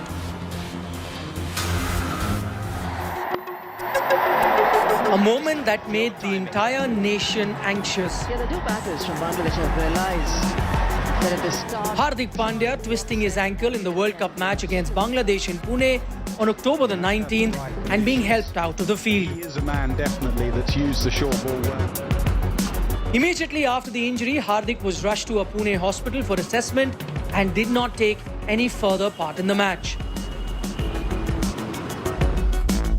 Soon after, the all-rounder reported to the National Cricket Academy in Bangalore and was ruled out of India's next clash against New Zealand in Dharamshala. Still, there was hope that he could recover for the England match. But as it now turns out, there isn't good news for India's talismanic all-rounder.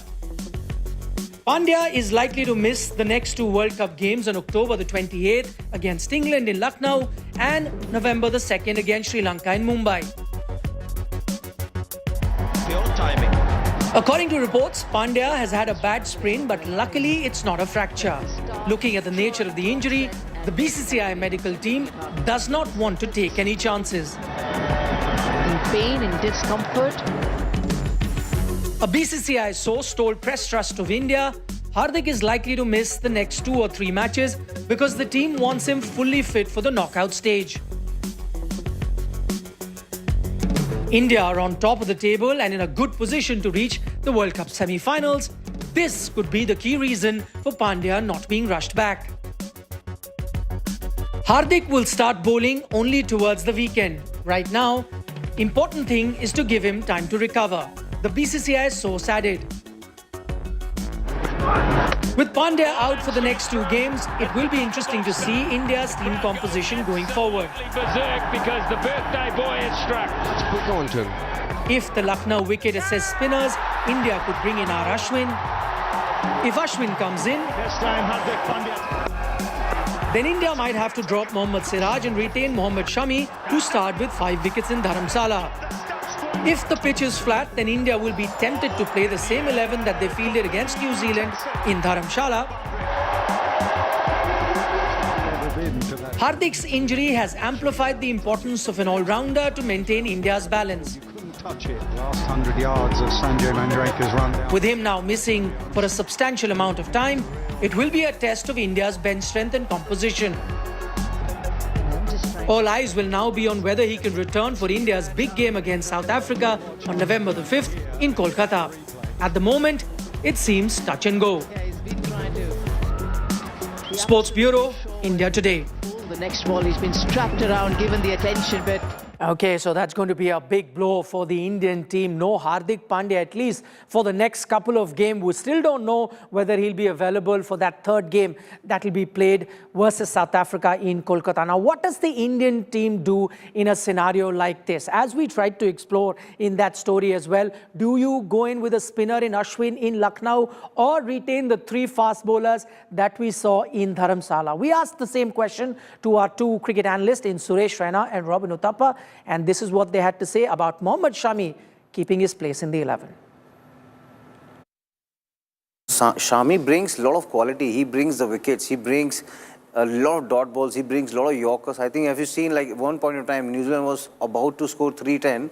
And Rohit has been doing the very good captaincy. He's changing the bowler around. And when you have Shami, Bumrah with a lot of variation and Siraj, I think you can't ask for more. You just need to play Shami till the final. India will be focused on making sure that their bowlers, their fast bowlers, are healthy for the back end of the tournament. Like I've always mentioned, I think they're very cognizant of that fact, and they will continue to remain cognizant of that fact. And now, with the fact that Shami is also bowling well, along with Siraj and Bumrah, they can afford to also rest Hardik in the not so important games, because now they have the cushion of winning 5 out of 5 games. So they're essentially well and truly qualified. So they have the cushion right now to kind of work out different permutations and combinations to make room for each one of these players. So it's they're in a sweet spot right now, I'd say. The one thing that people might argue, Robin, on that is that going forward, how about play all the 3 fast bowlers? Because India have won 5 games and seldom have they required anyone to come out at bat at number 8. Well, that could happen. And but if you can remember, just a couple of months ago, when they were doing the same thing and losing matches, it was all of us who were saying we need a number 8. So you know, we gotta find the right balance. So, and India are trying to find that right balance. And today, like I said, they're in a sweet spot. So they can choose to go choose to do exactly what you're saying, honestly. But they can also choose to have a number 8 and just have that cushion. Because in a crucial game, say the way South Africa are playing cricket right now, you don't expect them to surprise India, but they could come out there and surprise India in a semi-final. Because if they continue to play the way they're playing right now, they'll end up in the top 3. And if they do end up in the top 3, there's a high chance they play India in the semi-final. And in that game, you want to have an extra cushion. You want to have that little extra bit. Because if you don't have it, then you're going to be taken to the cleaners by all of us. If you do have it, then that cushion's always there. So which side will they err on? We'll have to wait and see. Okay, so as you heard, our 2 analysts there, what should India do without Hardik Pandya? There's no easy answer to that. That's the kind of stability and the balance that an all-rounder like Hardik Pandya brings to the Indian team. Unfortunately, they'll have to be without him for the next 2 games as well. The good thing is that India are on a high. They've almost guaranteed themselves a spot in the semi-final. So if there are any games where they can afford to miss Hardik Pandya, those are the games that are just coming up. Meanwhile, there is another game happening right now, and the Australian team is looking dangerous, courtesy 200s that have been scored in Delhi today. One of them is a world record 100 that has come courtesy Glenn Maxwell. Remember, Australia have scored 399, and Glenn Maxwell has got 100 in just 40 balls. What that has done is taken him on top of the list of the fastest centuries in ODI World Cup history. 100 in just 40 balls is what Glenn Maxwell has got versus Netherlands in the game that is being played today. Remember, it was Adam Makram who got 100 in 49 balls in this very World Cup. That came versus Sri Lanka, and that too came on the same ground as the match is being played today. That is the Firoz Shah Kotla in New Delhi. So clearly, this ground is a batting paradise. So we had Makram get 149 balls. Now you've got Glenn Maxwell just after a week or so of that game, getting a much quicker 100 in just 40 deliveries. Before that, you have to go back to 2011 to look at Kevin O'Brien. Then Glenn Maxwell makes it to the list for the second time with the fourth fastest that he got in 2015 in Australia. A.B. de Villiers got another quick 152 deliveries. That too came in that World Cup that happened in Australia.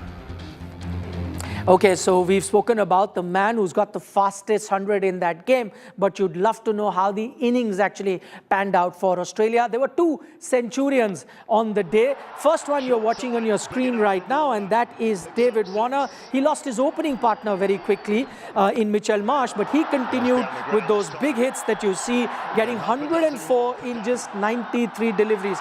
He was punishing most of the Netherlands bowlers that were on display. A lot of them going for almost 11 and over, 8 and over, and 9 and over. That's the 100 that he got. This is his 6th World Cup 100 and trademark Pushpa celebrations that we see from David Warner. We saw him once again. Once Netherlands got him out, you thought that they'll have some sort of respite. That wasn't to be, because then Glenn Maxwell came to the party and again played all around the wicket. This is a switch hit which he hit for a 6, as you expect with someone like Glenn Maxwell, always adventurous, always trying on different shots, and getting to 106 in just 44 deliveries at a strike rate of 240, taking Australia to a total of 399. So that's how the Australian innings really panned out. Short side, big enough from Warner. Picks up 6. Goes down the ground this time. And half a dozen more for David.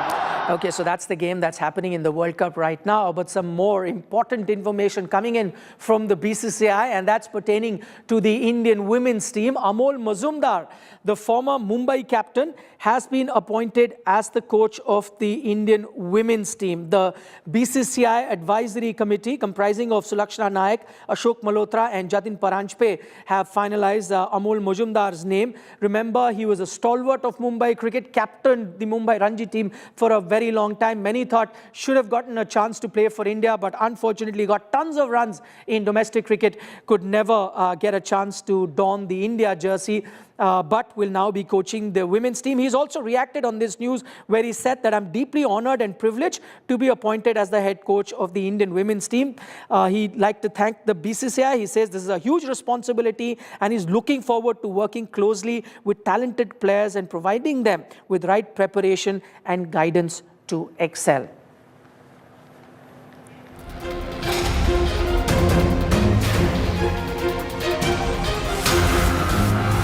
Okay, in the top of our show, we told you Hardik Pandya is going to be missing out. He's going to be resting now for another week, 10 days. But the Indian team per se were also resting.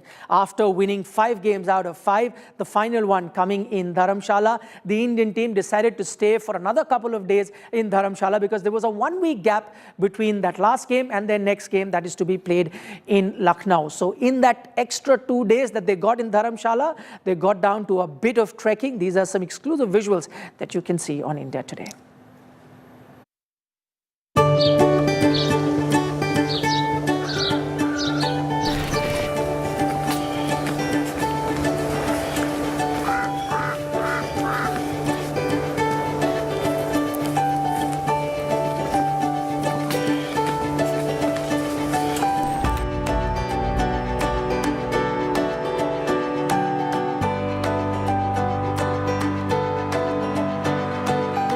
Superb view coming here up to Triund. I think, yeah, just getting here, you know, you're going up the mountains and climbing, and it's a challenging trek, I must admit it.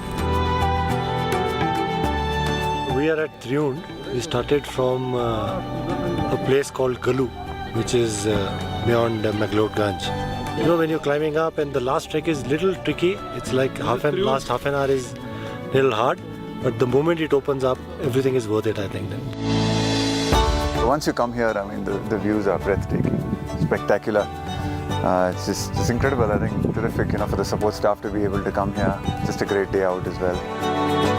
Unfortunately, I can't bring the boys up here. It'd be too risky with walking on those stones. But hopefully one day when they're not playing, love for some of the boys to come here and experience this. We've got so many places that that are so rich in nature and just diversity, and places that we can explore and still, which are so beautiful and untouched. And I really hope that we keep it that way. But for hopefully that we can pass on to our next generations for them to enjoy and come and have these walks. And I'd love my children to do this one day.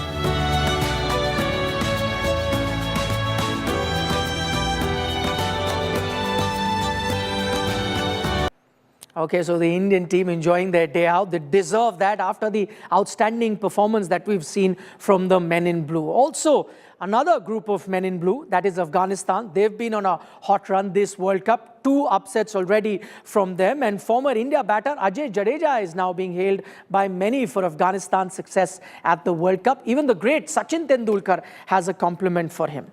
Take a look at how the former India player has quietly and tactfully made Afghanistan into a side that are going toe-to-toe with the big boys in Cricket World Cup.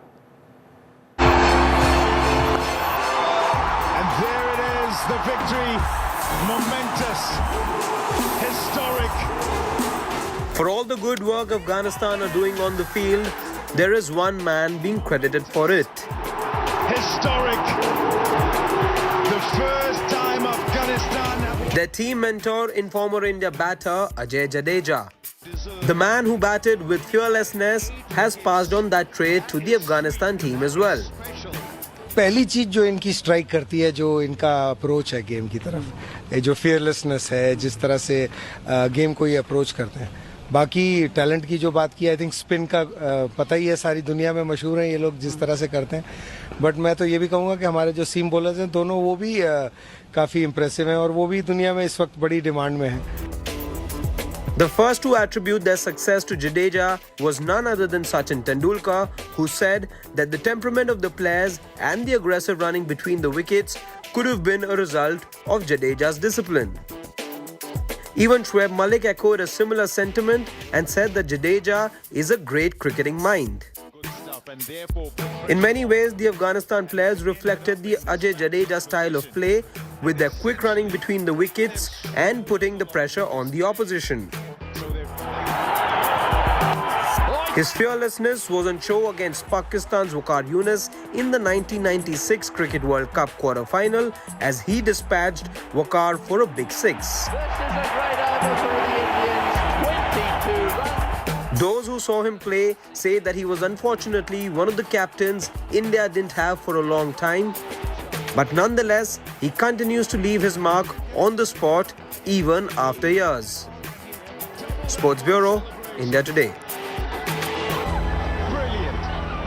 And they deserve it. Okay, since we are talking about Afghanistan, we're joined by a very special guest, super fan of the Afghanistan cricket team. She's gone viral multiple times whenever Afghanistan plays and is always there in the stadium supporting her team. Wazma Ayubi now joins us live on India Today. Wazma, firstly, congratulations on the victory, but I'd love for you to talk about the Indian support that the Afghanistan team gets wherever they go. We spoke about Ajay Jadeja, but what about the crowds also that support the Afghanistan team?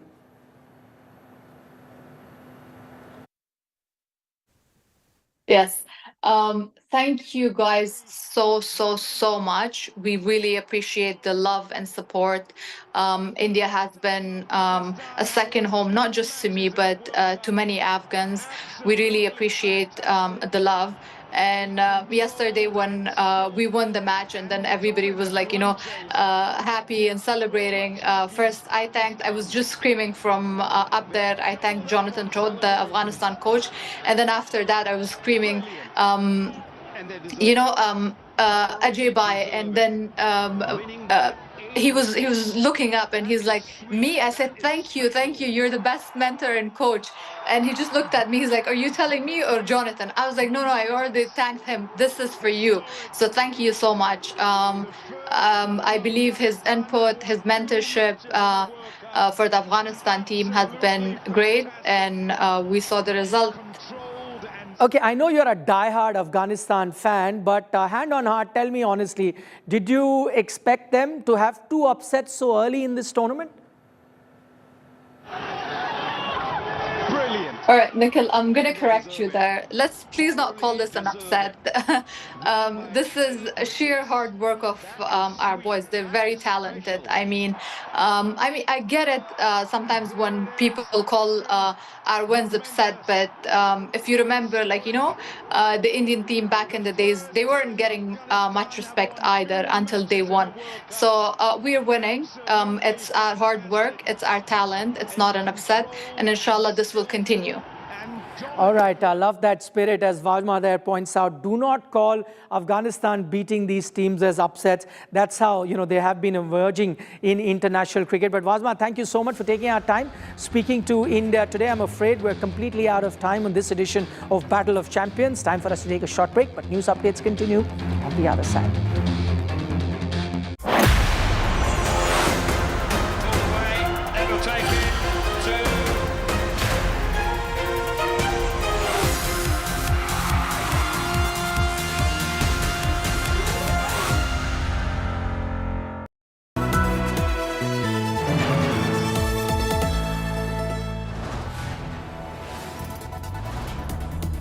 You are watching India Today, powered by Finest Be Sustainable Change, a BNP Group company.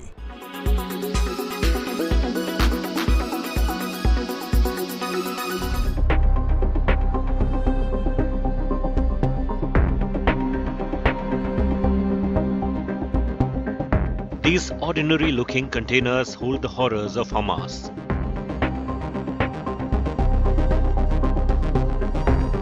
Terrifying proof of the brutality that was unleashed on October 7th. The blue bag that you see right here is the body of a child. Somebody's kid. I don't know what more proof the world needs for the atrocities that happened. This is the Shura military base in central Israel, which has been turned into a makeshift morgue. These are the victims of Hamas carnage. Container upon container holding the remains of hundreds of people who were massacred by the Hamas terrorists on October the 7th. We've just been briefed by dentists, police officers, forensic professionals who say that it's been difficult, and even 18 days after the fact, it's difficult to identify many of these bodies. They believe that with truck after truck bringing in bodies, this is a work that they owe their friends, their loved ones, the relatives of those who are dead, because the basic that they deserve is the beginning of closure.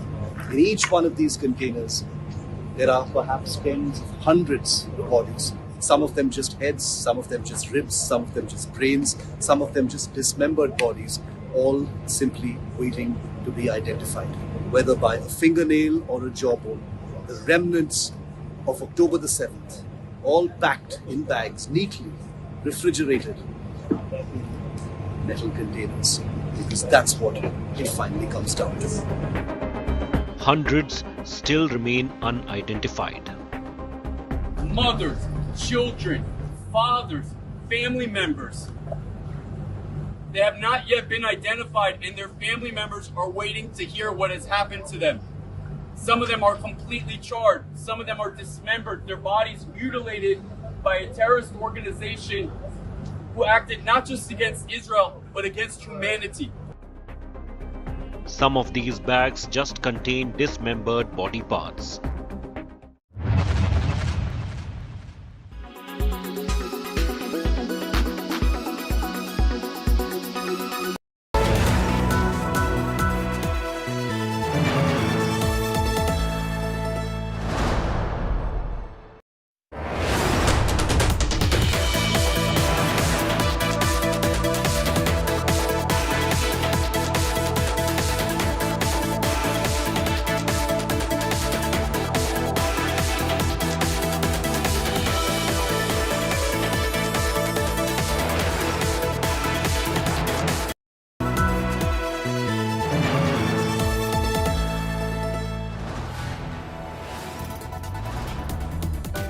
are watching India Today, powered by Finest, Be Sustainable Change, a B&P Group company.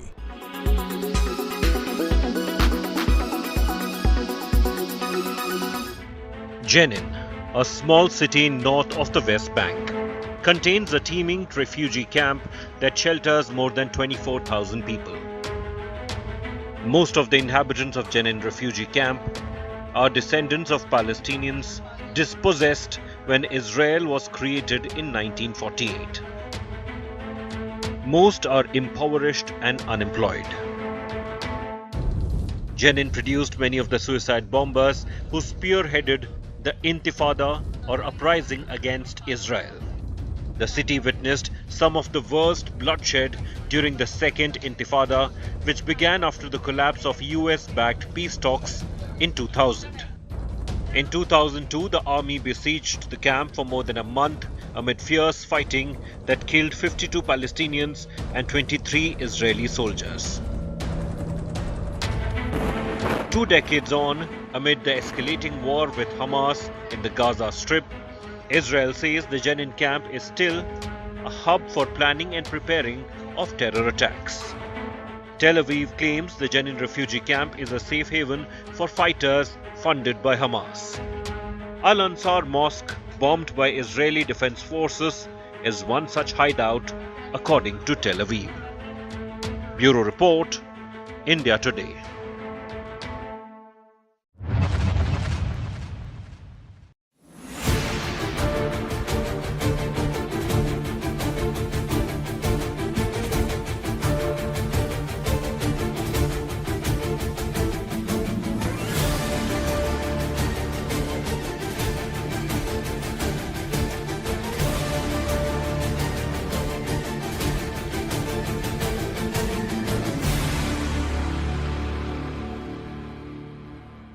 Weather forecast now. Delhi, maximum 32 and minimum 20 degrees. Mumbai, maximum 33 and minimum 27 degrees. Kolkata, maximum 31 and minimum 23 degrees. Bangalore, maximum 29 and minimum 20 degrees. Chennai, maximum 31 and minimum 25 degrees. Hyderabad, maximum 30 and minimum 19 degrees.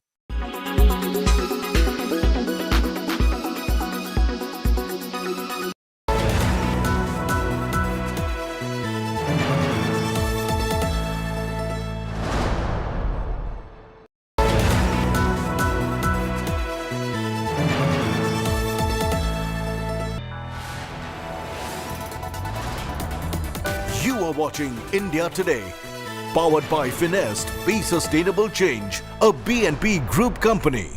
Levi's for now, for a lifetime.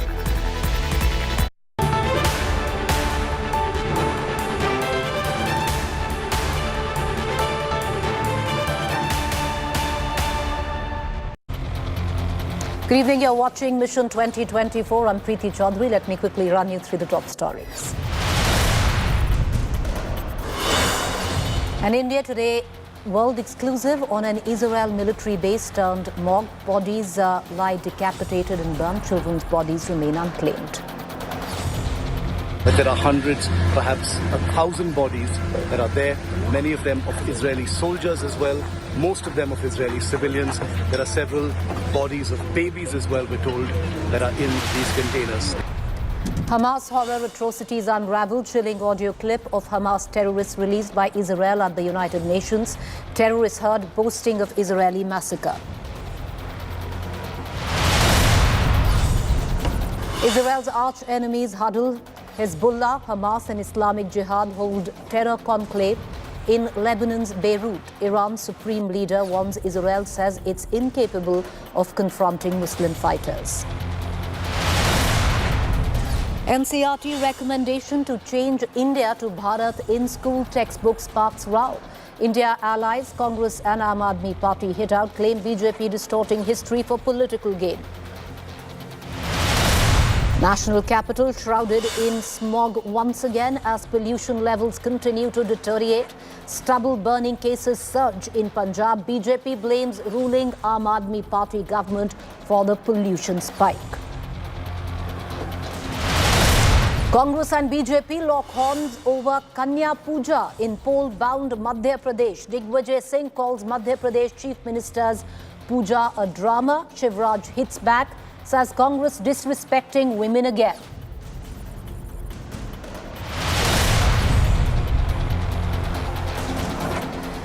Top story, NCERT's panel. It's a panel of 20, but one such panel has a recommendation, which primarily means that in all textbooks up till the 12th standard, India will be replaced by Bharat. Now, it's a recommendation.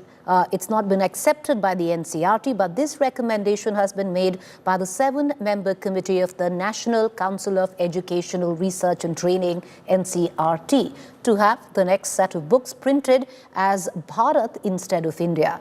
It's been approved by a smaller committee, but the final approval is still awaited. So no, it's not been given the green light yet, but lots of questions are being asked, both political and academic. Meanwhile, the committee has also recommended highlighting Hindu victories in the textbook. It has also recommended introducing classical history instead of ancient history in the textbooks, which showed India in darkness. Now, there was also a recommendation, like Pakistan has Pakistan Studies, India should have a chapter in textbooks as India Studies. The NCERT panel's recommendations come against the backdrop of a debate on whether the country will be renamed Bharat. This will clearly trigger a political storm of sorts, also academic concerns. Earlier this year, after the centre sent G20 dinner invites hosted by the President Draupadi Murmu in the name of President of Bharat instead of President of India, that too had triggered a political row. Reserve Bank of India, Indian Administrative Service, Indian Foreign Service, in all our passports we have Republic of India, Constitution of India. I think something wrong has happened to this government. Why, I don't know. Why are you confusing the young mind of Indians? जब से India गठबंधन का जन्म हुआ संभवतः जुलाई के महीने में, उसके बाद इस तरह के रिएक्शन आ रहे हैं प्रधानमंत्री जी से लेकर के उनके मंत्रियों के, कोई नाम तय ही नहीं कर पा रहे हैं कि कैसे इंडिया गठबंधन को अटैक करें। ये तो मैं मानता हूं कि बहुत ही पैनिक और हिस्टेरिकल रिएक्शन है। अब एनसीईआरटी ये कर रही है, आर्टिकल 1 का क्या करेंगे आप, which says India that is Bharat, India जो कि भारत, आपको इससे भी परहेज है? मतलब मेरी तो समझ में नहीं आ रहा, इतिहास में के तथ्यों के साथ खिलवाड़ कर रहे हैं। हम भारत और इंडिया दोनों संविधान में प्रयोग होता है और दोनों का यूज अलाउ है। हम क्योंकि मोदी जी खुद भी उनकी कितनी स्कीम्स हैं, खेलो इंडिया, जीतो इंडिया, मेक इन इंडिया, पर अब उनको इंडिया शब्द से दिक्कत क्यों है हम आपको ये बता रहे हैं और उनका डर साफ दिख रहा है अब। All right, we're going to go to our reporter Abhishek Anand, but before that, let's take you through what the recommendations of the NCERT panel look like. Well, first recommendation till class 12th, replace India with Bharat in all textbooks from class standard 1 to standard 12. Number 2, highlight Hindu victories in textbooks. Number 3, replace ancient history with classical history. Number 4, introduce Indian knowledge system in curriculum. Indian knowledge system, as per the recommendation which have come from the state of Haryana, is based on Pakistan knowledge system where that country is concerned.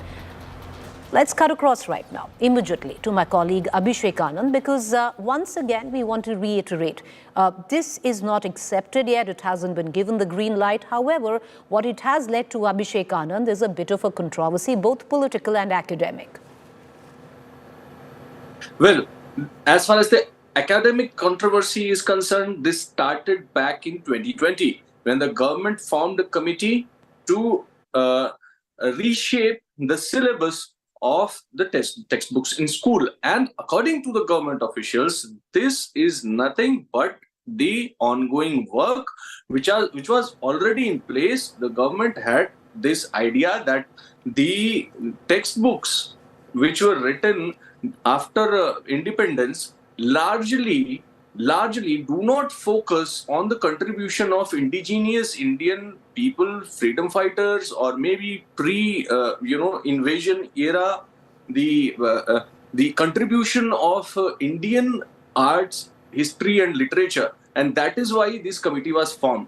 Now, when the India versus Bharat controversy has surfaced, it has been quite some time since this row is there between the government and the opposition.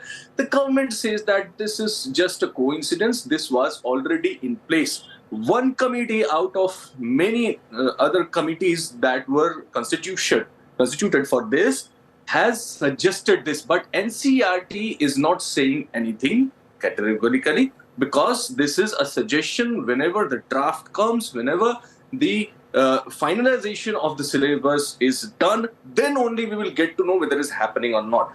The opposition at the same time is saying that just because their bloc is called India bloc, the government is doing all this.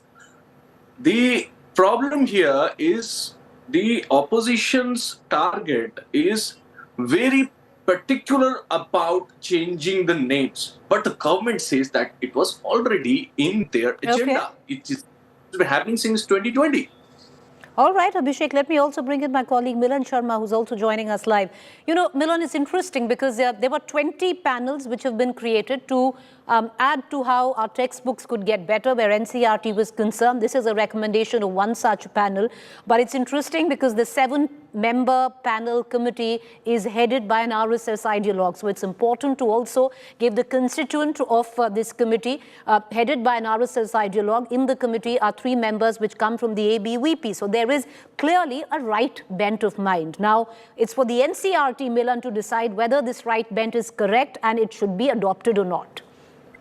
Well, absolutely, Preeti. You see that, there are many such committees which are responsible for changing additions of the syllabi in the NCERT textbooks as far as the CBSE syllabus is concerned. Of course, this has happened to be one such committee out of the 25 other committees, but it has certainly opened up a political Pandora's box, because if you are going to decide or you're going to recommend or suggest to the NCERT that all textbooks till the classes of 12th are going to change the name India into Bharat, of course, who's to say that, the other committee members are also going to agree on that, because over 25 committees which look at various other subjects. It's not just, changing, India's name to Bharat. There are also additions that they have done in the suggestions that they have given to the NCERT. They want that Hindu wars should be looked at as well. And there is more emphasis given on Hindu defeats than Hindu wars, and that should also be changed. They've also said that,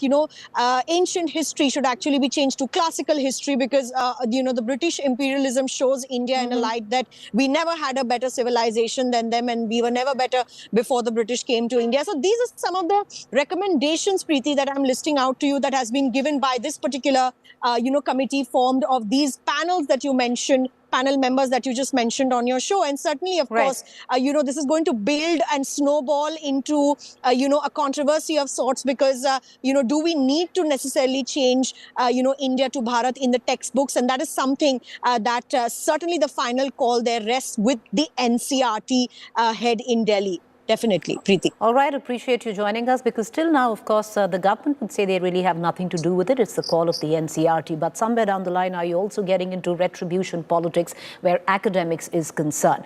Because if tomorrow there is going to be another government, or whenever that other government is going to come in of different political parties, are they going to come in and change the textbooks again? Something that we have seen at a micro level in the state of Karnataka. With that, I want to quickly thank our reporters and move on. To more political news, this time coming in from Madhya Pradesh. In a fresh war of words, the Congress and BJP have traded barbs over Kanya Puja in Madhya Pradesh. After Chief Minister Shiv Aroor performed Kanya Puja ritual to mark Naumi, or the 9th day of Navratri, former Chief Minister and Congress MP Digvijay Singh launched a scathing attack at the Chief Minister. Now, calling Chief Minister's Kanya Puja a drama of sorts, Digvijay Singh took a jibe at him, accusing him of being the biggest liar that he has ever met. He further said that the Prime Minister feels threatened by Chief Minister Shiv Aroor's drama. Hitting back, Chauhan slammed Digvijay for his remarks and said that the remarks made by him reflect his own values. also reminding people of Digvijay's past remarks where he referred to women as items. Accusing Congress of always insulting women and daughters of the country, he questioned Congress's high command, including Mallikarjun Kharge and Sonia Gandhi's silence over the issue. देखो, मुख्यमंत्री की तो बात मत करो, इससे बड़ा मैं समझता हूं कि झूठा और नाटक नौटंकी वाला करने वाला मुख्यमंत्री मैंने नहीं, व्यक्ति मैंने नहीं देखा। अब तो नरेंद्र मोदी जी भी इससे खतरा महसूस कर रहे हैं कि इतना बड़ा नौटंकी, हमसे बड़ा नौटंकबाज कैसे हो गया ये। मुझे कहते हुए बहुत दर्द है और पीड़ा है। बेटियों की पूजा ये सनातन संस्कार है और पूरा देश कल बेटियों की पूजा कर रहा था। बेटियों के पांव पखारे जा रहे थे, कन्या भोज किए जा रहे थे। मैंने भी बेटियों की पूजा की। हाँ, मैं तो रोज बेटियों की पूजा करता हूं, लेकिन बेटियों की पूजा को आप नाटक नौटंकी कहते हैं। आप जैसी घटिया सोच वाले बेटी की पूजा और बेटियों का सम्मान सहन नहीं कर पाते। ये आपके संस्कार होंगे दिग्विजय सिंह जी, लेकिन मैं तो रोज बेटियों की पूजा करता हूं। मुझे लगता है कि दिग्विजय सिंह जी की बातें बड़ी असहज सी कर देती हैं। उनको तो करते ही होंगी, आम मध्य प्रदेश के आम नागरिक को भी असहज कर देती हैं। एक बार उन्होंने दमोह में बोल दिया था कि वहाँ पर शिवलिंग पर जल चढ़ाया जा रहा है, विवाद खड़ा हो रहा है, कोई सिरपैर ही नहीं था।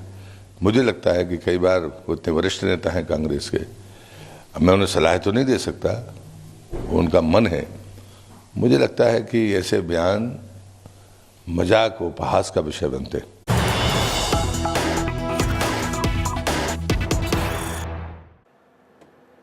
All right, let's cut across to news break coming in from poll-bound Telangana. Huge blow to the BJP. In the state, BJP star campaigner has resigned, joining the Congress. The former BJP MLA Rajgopal Reddy, who resigned from the BJP today, stated the only reason to join Congress is because in Telangana's rural areas, Congress is strong. My well-wishers and Congress leaders from the party asked me to come back. The situation in Telangana is in favor of Congress. BJP failed to emerge as an alternative to BRS. BJP failed to take action on corruption of KCR government. It is interesting, it's political opportunism at best, viewers, because here is a man who was with the Congress. He quit the Congress to jump ship to the BJP, and now exactly less than 30 days before, or a little over 30 days, 36 days before Telangana goes to vote, the man in question, Rajgopal Reddy, has quit the BJP only to return to the Congress. Congress is very strong. Urban areas somewhere BJP is strong. But ultimately, since so many years, Congress got the good grip in the Telangana people, and emotionally Congress people, minorities and SC communities are very close to, they are with the Congress only. So, to defeat KCR coming into power at this stage, and people looking at Congress. So even though I decided, I thought that I will be in BJP till last minute, but lot of people, my well-wishers and Congress workers and other people from Telangana, leaders also, requested me to come back so that we can defeat KCR and bring the government, Congress government. All right, joining me for more is my colleague Apurva Jayachandra, live from Hyderabad. Apurva, you know what we were taught as cub reporters wanting to cover politics is right before an election, if you want to understand which party has the edge, then see on which party leaders are actually gravitating towards and moving to. However, in this case, classic opportunism. This man in question was with the Congress, quit the Congress for the BJP when the going was good, and now seemingly back with the Congress. Well, that's right, Preeti. You know, in fact, it's very interesting because just last year, this very same man, Komati Reddy, Rajgopal Reddy, was in fact, known as the star campaigner for the BJP ahead of the Munugodu by-elections. And, the entire BJP team camp had also banked on Rajagopal Reddy to be the star campaigner and the winner there in the Munugodu elections. But right now, in fact, he's also written a statement where he goes ahead and he states that he's disappointed that the BJP was not able to stand on its promises that it had stated, which is to bring down the BRS, and that is why he is in fact leaving the party. He's also gone on to state, today that he's also going back to his, former party, that is he's going back to Congress, where he's going to be joining and defeating the BRS, which is also what the Congress has been stating. He says that definitely that's my supporters and the cadres who have been following me since I have been in politics. They approve of my move back to Congress and they will be following me back. So definitely a lot of twists that are going to be expected here. But one thing that we can say, the banking that the BJP had on Commodity Rajagopal Reddy, definitely it has taken a huge loss there, because remember, he was not only the star campaigner there. We've seen several senior leaders from the BJP, including Prime Minister Modi himself there, also going ahead when the Munugodu by-elections had happened and been campaigning for this leader. And now he's quitting from the BJP and moving back to the Congress. All right, Apurva, appreciate it. Interesting times, interesting election in Telangana. With that, quickly moving on, Prime Minister Modi celebrated Dussehra at Delhi's Dwarka. And while addressing the people on this day, he said that the next Ram Navami will be celebrated in the birthplace of Lord Ram in Ayodhya.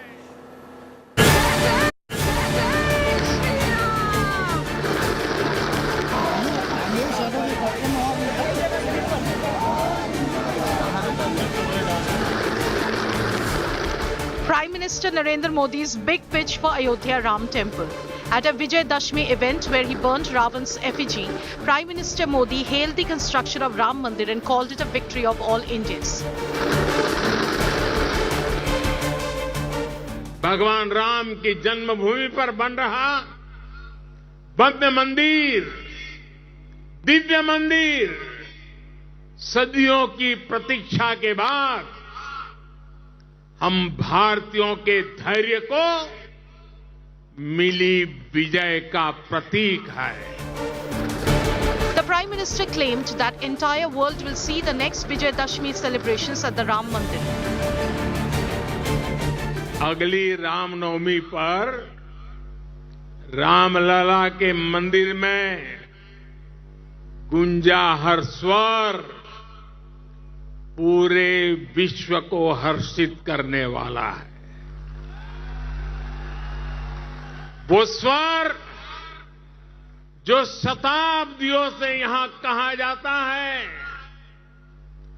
भय प्रगट कृपाला, दीन दयाला, कौशल्या हितकारी. Meanwhile, the construction of Ram Mandir is in full swing. Uttar Pradesh Chief Minister Yogi Adityanath earlier this week inspected the site and took stock of the work going on.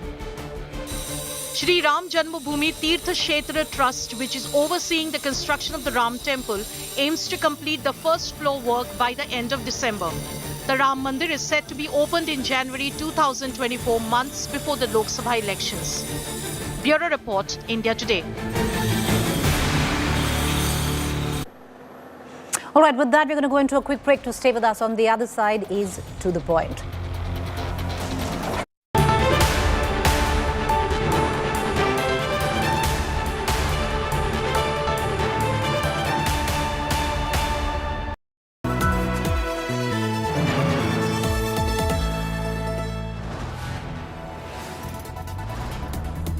You are watching India Today, powered by Finest, Be Sustainable Change, a BNP Group company.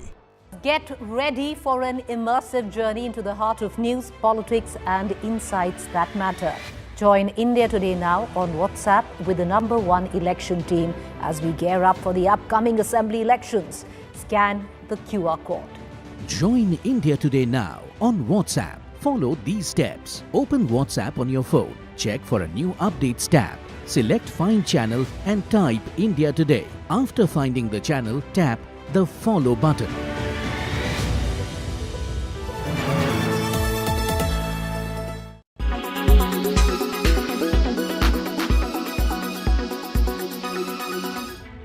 Jenin, a small city north of the West Bank, contains a teeming refugee camp that shelters more than 24,000 people. Most of the inhabitants of Jenin refugee camp are descendants of Palestinians dispossessed when Israel was created in 1948. Most are impoverished and unemployed. Jenin produced many of the suicide bombers who spearheaded the Intifada or uprising against Israel. The city witnessed some of the worst bloodshed during the Second Intifada, which began after the collapse of US-backed peace talks in 2000. In 2002, the army besieged the camp for more than a month amid fierce fighting that killed 52 Palestinians and 23 Israeli soldiers. 2 decades on, amid the escalating war with Hamas in the Gaza Strip, Israel says the Jenin camp is still a hub for planning and preparing of terror attacks. Tel Aviv claims the Jenin refugee camp is a safe haven for fighters funded by Hamas. Al-Ansar Mosque, bombed by Israeli Defense Forces, is one such hideout, according to Tel Aviv. Bureau Report, India Today.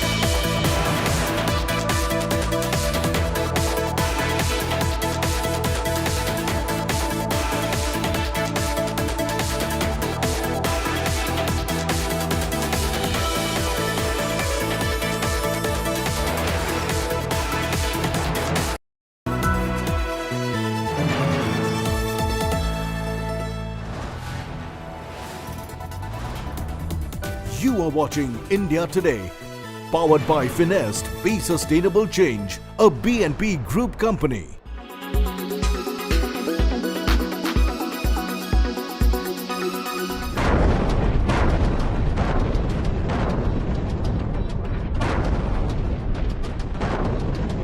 Gaza is in tatters as Israel scales up its counter-offensive.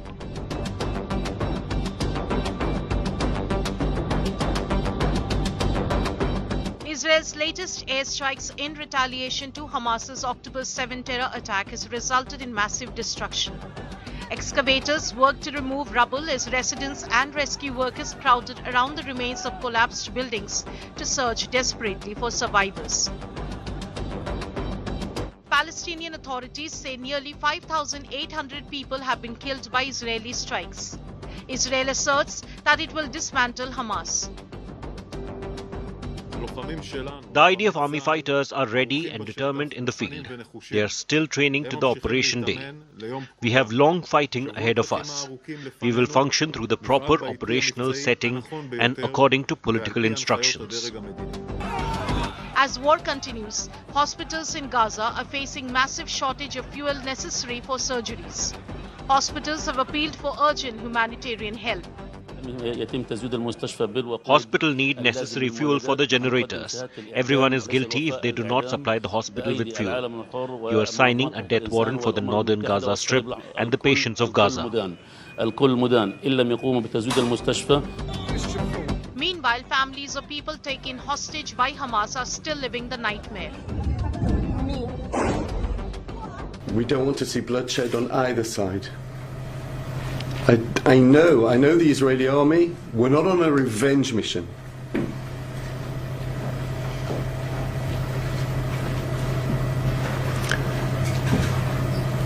But we're on a mission that needs to take evil out of this world.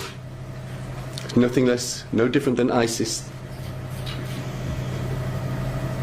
It needs to be eradicated, and the Palestinian people need to be freed from the Hamas. While Israel has intensified its bombardment of Gaza to exert more pressure on Hamas, negotiations are happening alongside to obtain the freedom of hostages. Bureau Report, India Today.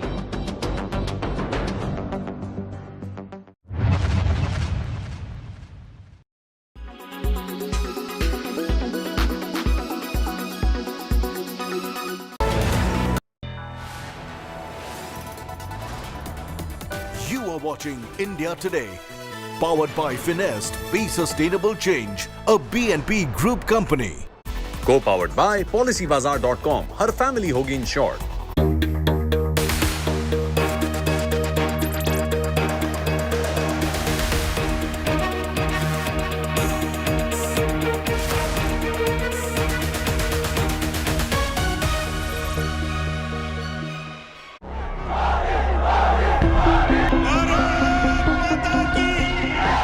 Ravan का दहन बस एक पुतले का दहन ना हो, ये दहन हो हर उस विकृति का जिसके कारण समाज का आपसी सौहार्द बिगड़ता है।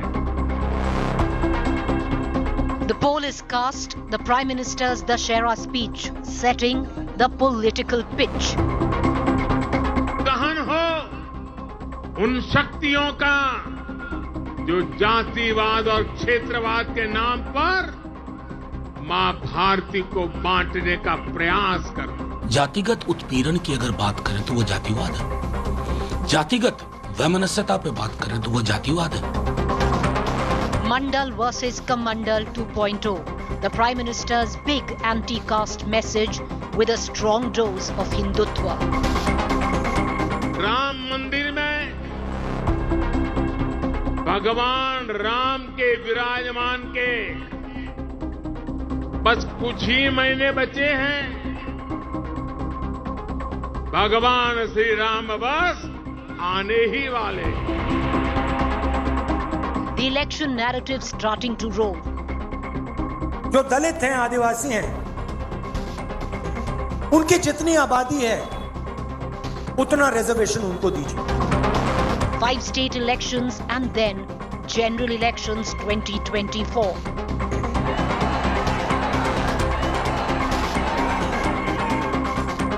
Will India's caste offensive pay off?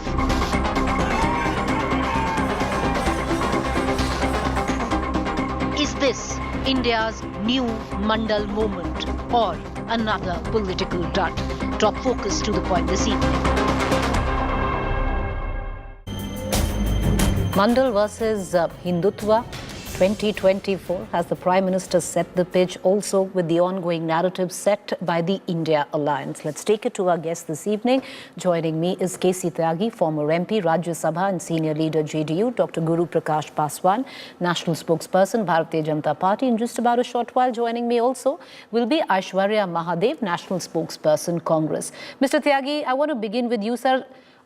If you heard with what the Prime Minister said, very clear, calling you and the likes of the India Alliance casteist, looking to divide the society, asking के आप जैसी forces जो casteist forces हो, उनका इस दशहरा पे दहन होना चाहिए क्योंकि आप जैसे लोग भारत को caste lines पर बांट रहे हैं।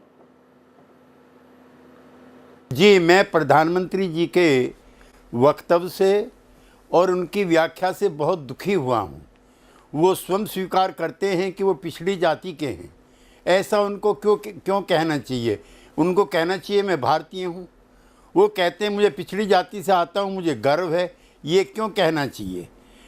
जो संघ प्रमुख हैं माननीय भागवत जी, उनका पिछले दिनों बयान आया है कि दलित समाज के, वंचित समाज के जो लोग हैं उनकी आरक्षण की व्यवस्था लागू रहनी चाहिए।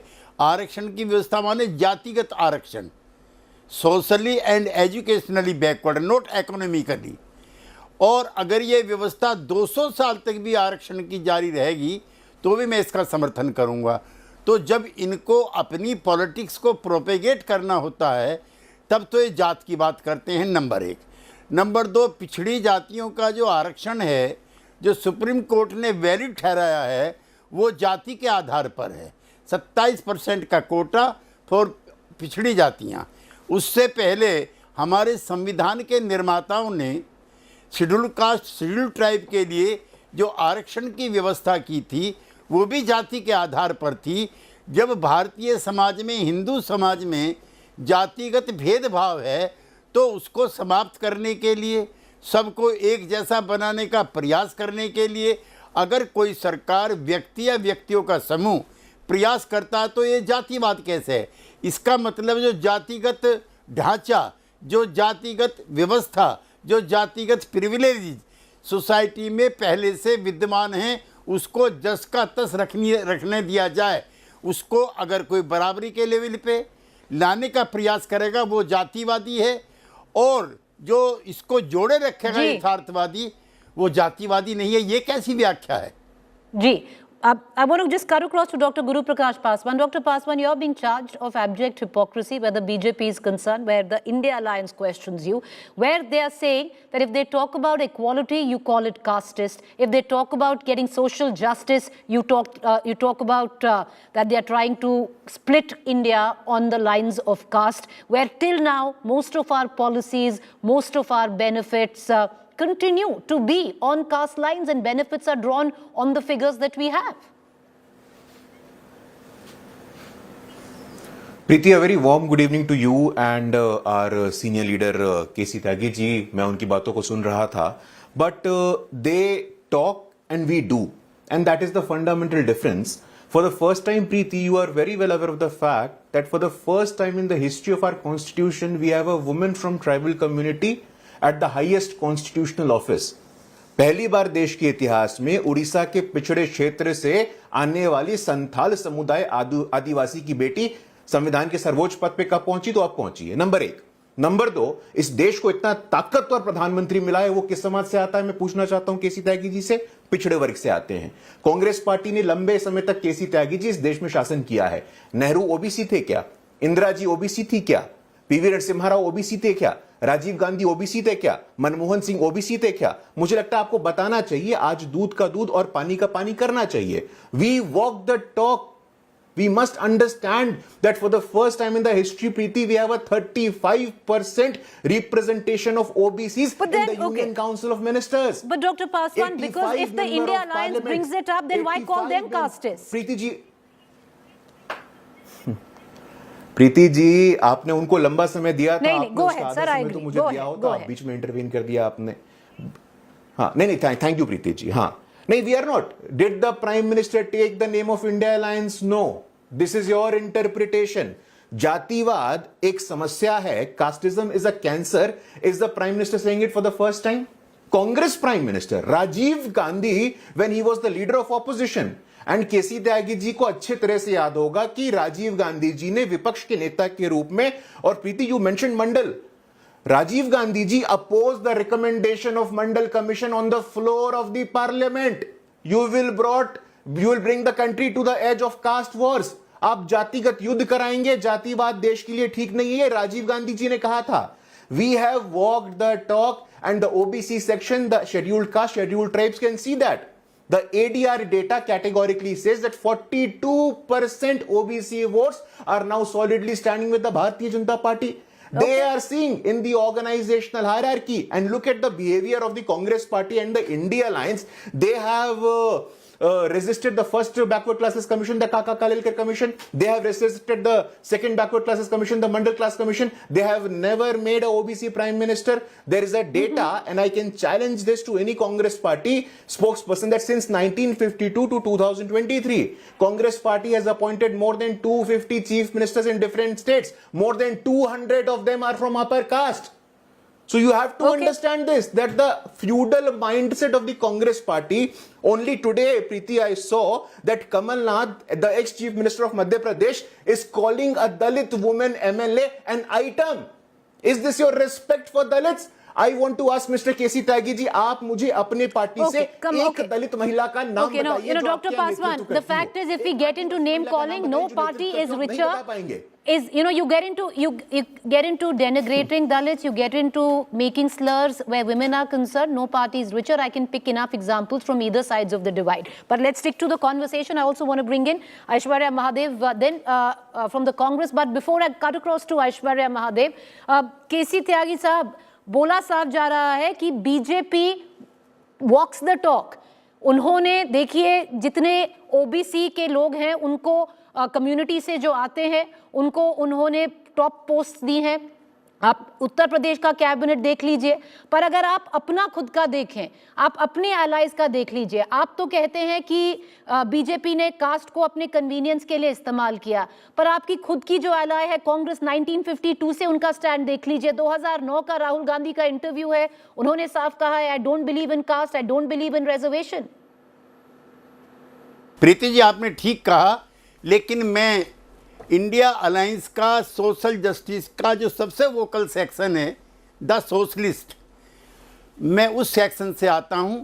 और भारतीय जनता पार्टी की सरकार ने, भारतीय जनता पार्टी ने और कांग्रेस पार्टी ने पिछड़ी जातियों का वीपी सिंह के द्वारा लागू आरक्षण व्यवस्था का विरोध किया था. मैं आपके मंच पे कहने को तैयार हूँ और ये उनका तरीका गलत था. और वही वजह थी कि जिसकी तकलीफ कांग्रेस को आज तक तंग कर रही है. मैं भी उस सदन का सदस्य था जब 7 अगस्त 1990 को ये आरक्षण की व्यवस्था वीपी सिंह जी लाए. तो एक तो हमारे नेता अडवाणी जी कमंडल लेके चल दिए सोमनाथ से कि मंदिर वहीं बनाऊंगा, हम कसम राम की खाते हैं. और दूसरा, कांग्रेस पार्टी ने अविश्वास प्रस्ताव ला करके आरक्षण की व्यवस्था करने वाली पार्टी, सरकार और नेता को अपदस्थ किया. मुझे प्रसन्नता है कि कांग्रेस पार्टी ने भी उस गलती को स्वीकार किया है और उनके जो वर्तमान में नेता हैं राहुल गांधी और जो उनकी पार्टी के अध्यक्ष हैं, आज उनकी भाषा में और हमारी भाषा में कोई फर्क नहीं है. नंबर 1. नंबर 2, जनता पार्टी बनी थी जिसका घटक जनसंघ भी था. कर्पूरी ठाकुर ने 1978 में जब मुंगेरी लाल कमीशन लागू किया, जिसके अंदर जात की आधार पर व्यवस्था थी, 12% अति पिछड़ों को, 8% पिछड़ों को. और प्रीति जी, ये मेरा पॉइंट नोट किया जाए, महिला आरक्षण का सबसे पहला सवाल समाजवादियों ने उठाया था जब उन्होंने 33% इनके लिए भी किया था, महिलाओं के लिए, 1978 में. तब चर्चा भी नहीं थी महिला आरक्षण की. और प्रीति जी, ये भी मेरा पॉइंट नोट किया जाए कि 3% का आरक्षण जो समाज में सामान्य वर्ग के गरीब लोग हैं, जो इकोनॉमिकली बैकवर्ड हैं, उनको भी दिया जाए. मुझे अफसोस है कि जो भारतीय जनता पार्टी जो उस समय जनसंघ थी, उसने भी कर्पूरी ठाकुर की सरकार को अपदस्थ करने के लिए मतदान में हिस्सा लिया और कर्पूरी ठाकुर की सरकार गिराने में पूर्व भारतीय जनसंघ के लोग भी शामिल रहे. Dr. Paswan, there is admittance. You have Mr. Tyagi saying that yes, he agrees that the Congress has, had a very different point of view earlier. However, now they are speaking in the same language and they understand the mistakes that they made. That possibly Mandal was the undoing of the Congress. But where your own party is concerned, Dr. Paswan, that's where the question also lies. You have enough people within the party speaking in very, very different languages when it comes down to the caste census. It seems that the BJP is in a bind. Preeti ji, I was patiently listening to our senior leader KC Tyagi ji, but मुझे लगता है कि अपने गिरेबान में झांक करके देखने की आवश्यकता है. कांग्रेस पार्टी के कितने हत्याओं को आप माफ कर देंगे? कांग्रेस पार्टी बाबा साहेब अंबेडकर को अपमानित करे तो ये भी कांग्रेस पार्टी को माफ है. बाबा साहेब अंबेडकर का देहांत 1956 में होता है. उनको भारत रत्न कब मिलता है? जब वीपी सिंह साहब की सरकार आती है, गैर कांग्रेस की सरकार आती है, तब उनको भारत रत्न मिलता है. कांग्रेस पार्टी के दूसरे बड़े दलित नेता Babu Jagjivan Ram as a Dalit, Congress party insults Babu Jagjivan Ram as to that he has to exit the Congress party. Now look at the OBC prem of the Congress party. Sitaram Kesari, a leader from OBC community from Bihar. He was insulted in the office of the Congress party. There are news reports that suggest youth Congress के कार्यकर्ताओं ने सीताराम केसरी जी का धोती खींचा था. आप बताइए अगर मैं गलत बोल रहा हूं तो. Mister Rahul Gandhi, who has been time and again giving statement की कितने सेक्रेटरी ओबीसी हैं, कितने एडिशनल सेक्रेटरी ओबीसी हैं, मैं दावे के साथ कहता हूं Preeti, and I want to ask my senior leader KC Tyagi ji as well. Congress party has government in 4 states. Of all the 4 states, none of the secretaries from OBC community, from SC community, from ST community. Then where is your love? The Congress government in Karnataka has diverted 11,000 crore meant for the scheduled caste welfare. What is your idea of social justice? Okay. The idea of social justice cannot start with one family and cannot end with one family. केसी त्यागी जी के सहयोगी हैं लालू प्रसाद यादव जी. लालू प्रसाद यादव जी को जब सामाजिक न्याय करना होता है, डिप्टी सीएम कौन बनेगा? तेजस्वी यादव बनेंगे. मंत्री कौन बनेगा? तेज प्रताप यादव बनेंगे. राज्यसभा कौन जाएगा? मीसा भारती जाएंगी. लेजिस्लेटिव काउंसिल कौन जाएगा? तो राबड़ी देवी जाएंगी. यह सामाजिक न्याय अब नहीं चलने वाला है. समाज के अलग अलग वर्गों को, दलितों को, आदिवासियों को, पिछड़ों को संस्थानों में, प्रतिष्ठानों में, सरकारों में, संगठनों में सम्मान और प्रतिनिधित्व पिछले 9 साल से मिल रहा है और ये वो देख रहे हैं. और इसका नतीजा है कि जो सामाजिक न्याय के नाम पे परिवार का पोषण करते हैं वो आज हाशिए पर हैं. All right. Okay, I also have Aishwarya Mahadev now from the Congress party. Aishwarya, you've been hearing in the conversation. You had KC Tyagi ji, who said very clearly that yes, he agrees that you spoke in a different language earlier and you possibly paid the price of that. However, the BJP is very clear, Aishwarya Mahadev, that this is politics of opportunism. Since 1952, your stand was anti-caste census. 2009, there are interviews of Rahul Gandhi where he's made it very clear that he doesn't believe in caste census. 2015, Karnataka, where you come from, you have the data, but you don't make it public in terms of where the figures of the OBC. You can do that. You're not doing it. Good evening, Preeti. I think first and foremost, I would like to applaud the Indian education system for the fact that people like Guru Prakash here can give you such eloquent lessons of history. But the fact remains that today we are talking about what is today. Mr. Tyagi also has spoken about the stand of the Congress. But let me tell you 2 very important things that are extremely pertinent for the discourse today, especially in light of what was said yesterday by the Prime Minister and whatnot. There is an inherent difference between caste discrimination and the demand for a caste-based census.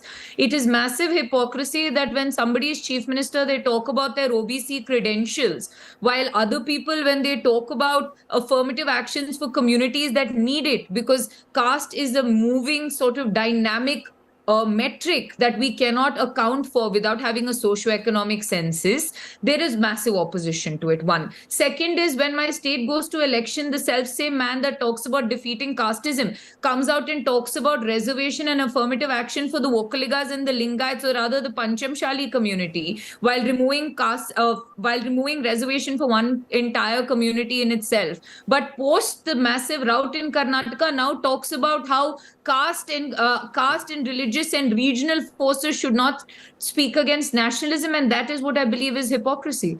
The Congress party, forget the past. We have also conceded post-2011. My own leader has spoken about the fact that maybe it may have been a mistake that we did not allow for a socio-economic census numbers to come out validly. Let me, Preeti, I've heard all of them. Go ahead. But the reality today is this, Preeti. You cannot inherently negate the fact that for better delivery of welfare schemes, that for better delivery of targeted resources, there is a necessity for a socio-economic census one. And that, I believe, is inherently all that we're asking for. Mr. Tyagi also has conceded this, while Mr. Guru Prakash's own leaders in Bihar from the BJP also supported this idea for that socio-economic census, or rather to go forward with this for better metrics and to better calculate what is the reality of the country. So don't give me a history lesson. Do not give me diatribes. Do not tell me what you believe was 60 years ago, but tell me how your Prime Minister 3 months ago was saying something different in my state, and today, after the massive sort of shaming in my state, has gone on to say, don't allow these caste census and caste ideas to take away from nationalism. Isn't that sheer hypocrisy? The fact is, Preeti, the country does deserve better metrics to deliver the promises and the and social Dr. Paswan, I want to bring you in. That is always saying. I want to bring you in for a counter, because you know, yes, we can go in the past, and the Congress has admitted it. You have even their ally JDU, which admits very clearly that yes, they were wrong, they paid the price. Mandal was practically the Congress's undoing at that point of time. But having said that, what you're arguing is that the BJP is for the OBCs. You say that the BJP has walked the talk. They're for the extremely backward. Then put your money where your mouth is. Go ahead and have a caste census. Then why dither?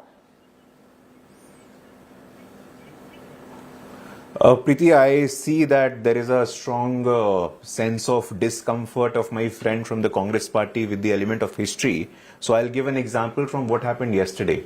A Dalit woman was gang raped and murdered in Rajasthan while Madam Priyanka Gandhi was there. Did she give a statement? Absolutely not.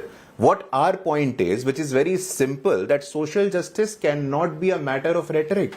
Social justice cannot be viewed in a binary of yes and no. What have you done? Where have you given the representation in the entire history of Congress party till now? Preeti, how many Dalit president has been there? Zero. It was the Bharatiya Janata Party for the first time in the history of Indian politics. Late Bangaru Lakshman was the first Dalit to become a national president of a national I'll come to you. party. Let him finish. Let him finish. How can you forget the history? No, this is a very convenient argument. I did not speak when you were speaking, madam. So you have to understand this. So in the entire history of the Congress party, you see, have they ever shared the power? No. The voice of caste census has emerged from Uttar Pradesh and Bihar. Who is the president of Congress party in Uttar Pradesh? Is it an OBC? No. Who is the president of Congress party in Bihar? Is it an OBC? No. So OBC to hai hi nahi na. When there is no OBC at the leadership position, the fact of the matter, Preeti, is that they want to use OBC, SC, ST only as a vote bank. But Dr. Paswan, not as Dr. a thought Paswan, bank. as the India Alliance is not only the Congress, you can continue to attack the Congress. And you know, and you should, because you're opponents. But having said that, you have the likes of Mr. K.C. Tyagi, who's gone on end to explain, and he's given you enough history indices to suggest otherwise. Preeti, if I can complete my point, Please, I have heard you patiently. The compass of the caste census is in Bihar. Who is the president of the Congress party in Bihar? Mr. Akhilesh Singh. Is he an OBC? No. Is he an SC? No. Is he a scheduled tribe? No. The president of the Congress party in Uttar Pradesh is also from a general category. तो जब सत्ता में साझेदारी की बात आती है, जब संगठन में नेतृत्व क्षमता को खड़ा करने की बात आती है, तब आप ओबीसी को मौका नहीं देंगे. And now you are saying OBC, so you can no longer fool the OBCs, SCs and STs. That is my very simple point that you have to understand. Dalits cannot be just vote bank. OBCs cannot just be vote bank, but they can be thought banks as well. Other than just having 3 sitting OBC chief ministers.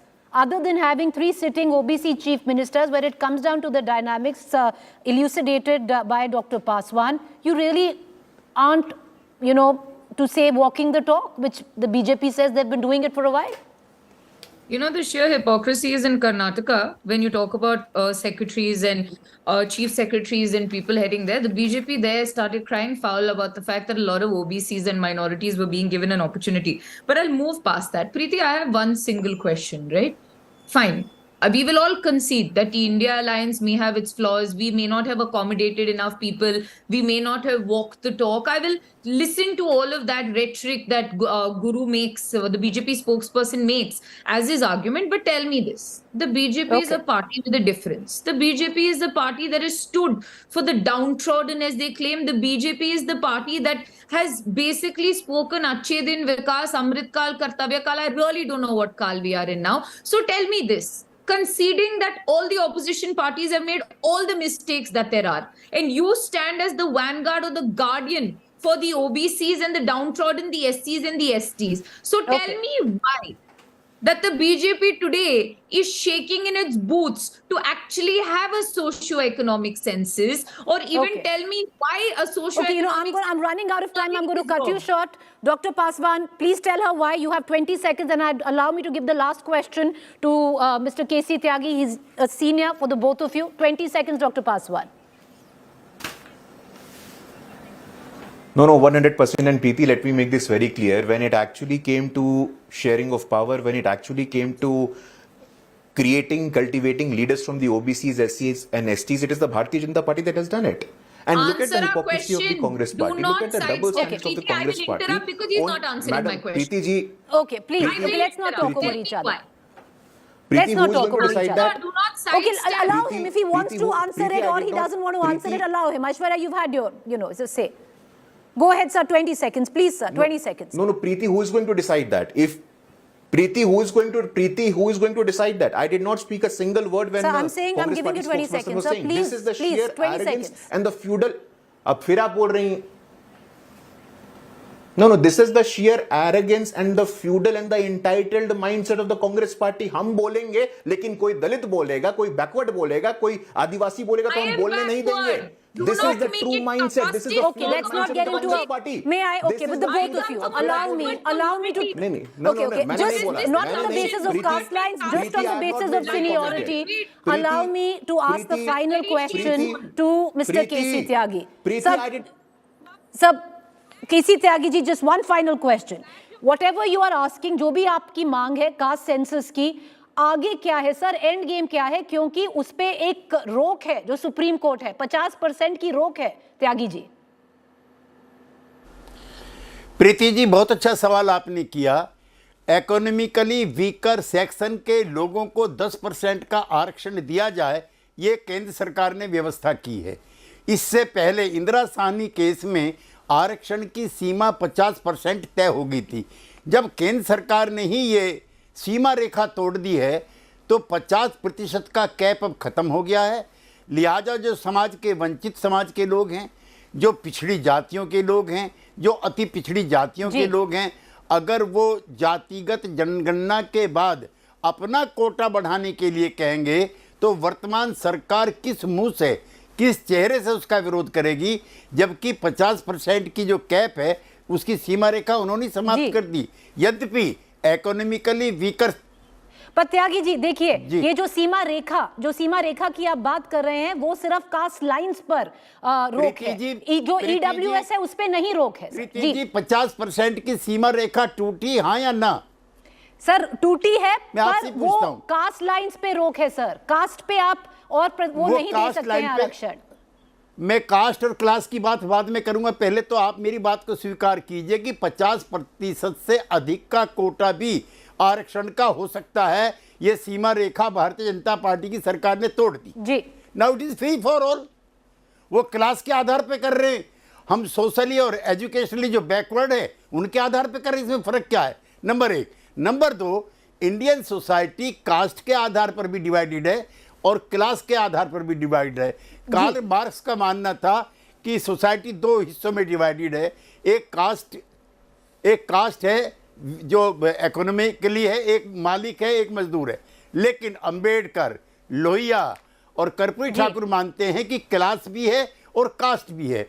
वरना क्यों 3000 साल से एक community अपने sir पे पखानट होती है. चलिए केसी त्यागी जी, वक्त बहुत कम है. बहुत शुक्रिया कि आप हमसे जुड़े. I thank both our panellist. Apologies that if we didn't give them enough time, but this is a debate that is going to continue. I am sorry doctor Paswan, I apologize. I know you wanted to come in. Apologies there. With that, I want to go into a quick break to stay with us viewers. Up next is Rahul Gandhi.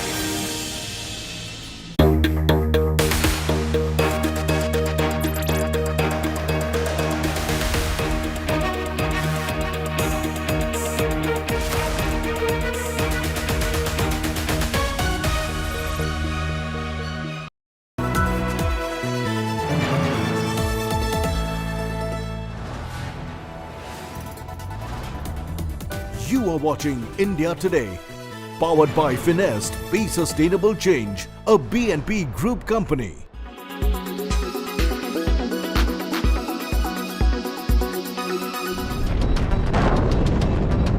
War kills indiscriminately. It requires soldiers, caregivers, and chroniclers. Women of Israel and Palestine are conflict veterans.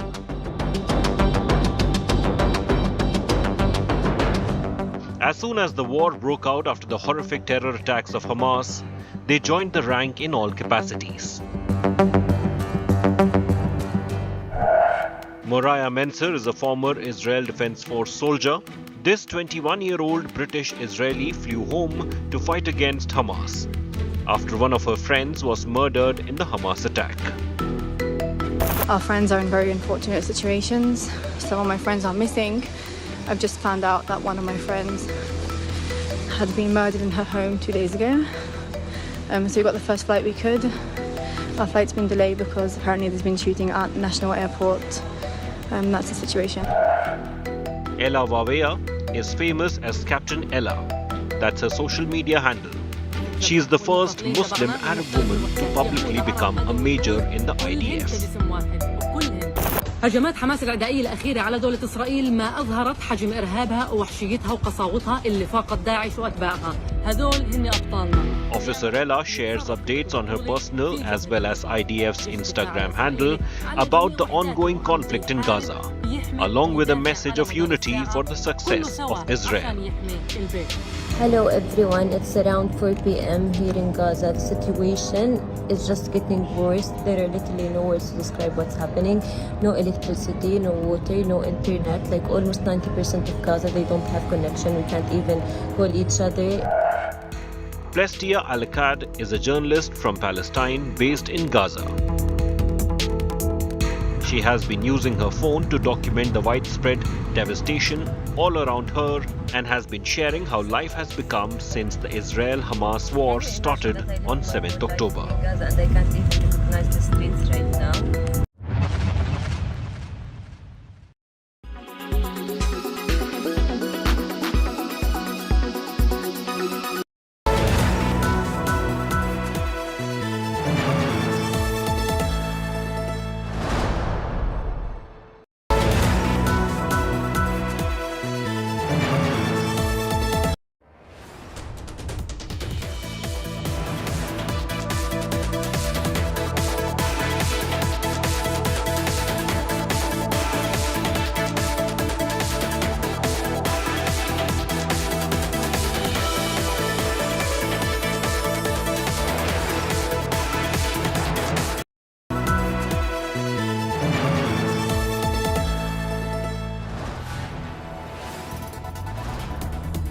You are watching India Today, powered by Finest, Be Sustainable Change, a B&P Group company.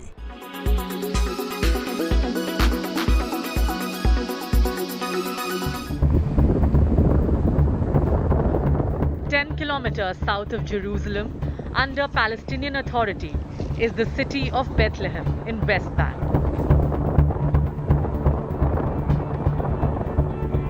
The birthplace of Jesus Christ, this is the holiest Christian site in the world. As the Israel-Hamas war escalates, India Today travelled from Tel Aviv to Bethlehem. Since at least the 2nd century AD, people have believed that the place where the Church of the Nativity now stands is where Jesus was born. 2 months before Christmas, an eerie silence looms over the Church of the Nativity. Usually you're saying that this square, Jose, this square which I see around me, you're saying this is completely full of people. Full of people, and it was, even we don't get a parking space here because of the tourists coming to Bethlehem for the pilgrimage. So visit the Nativity Church, where is the birthplace of Jesus Christ. The silence is broken by the sounds of protests on the streets. Bethlehem relies heavily on tourism, and the escalation on the borders is taking a toll on the locals here. We were reporting from Jenin earlier today. There was an airstrike there. We do know there have been casualties in different parts of the West Bank. Are people here insulated from that, or are they also affected? People in Bethlehem is also affected because there is no tourism. Bethlehem depends completely on tourism. Yeah. So most of the restaurants is closed in Bethlehem. People don't go for shopping much. Yeah. And the prices of the vegetables and meat, everything has gone up. Yeah. So people are not spending any money and they're sitting at home. Bethlehem in West Bank has witnessed several conflicts in the past and has remained untouched till now.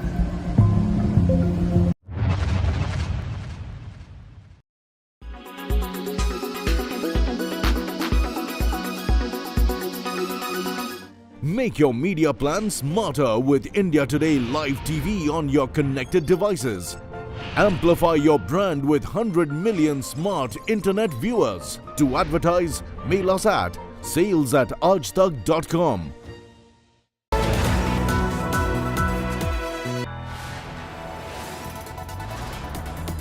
You are watching India Today, powered by Finest, Be Sustainable Change, a BNP Group company.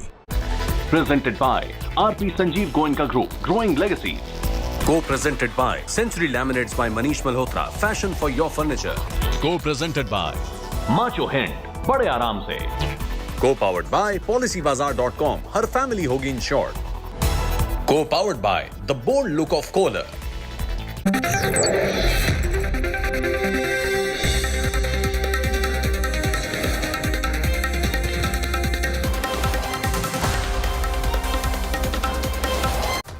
Good evening and welcome. You're watching the news track. The Iranian Supreme Leader coming out with his strongest statement in support of the Palestinian cause.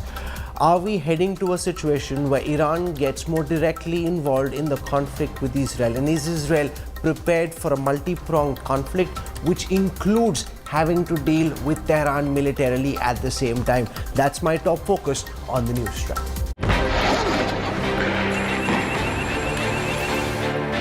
Israel-Hamas war escalates.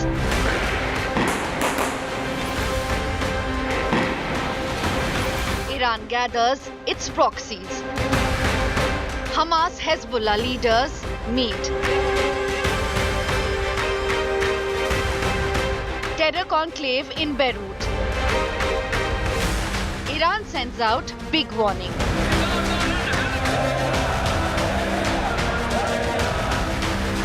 Iran now get involved. Israel ready for multi-front war? That is a big focus on News Track. Iranian proxies came together for what's being described internationally as a terror conclave of sorts. The Hezbollah, the Hamas, the Islamic Jihad, all of them meeting, and the Iranian president, the supreme leader, on the same day coming out with a very strong statement in support of Iran against Israel, against the United States, talking about coming out more and more openly in favor of the Palestinian cause, leading many to wonder and question whether it is almost inevitable that directly or indirectly Iran will get further entrenched in the battle against Israel, and if it does, can Israel deal with a multi-pronged attack? Take a look at this report and then we'll get into our big discussion.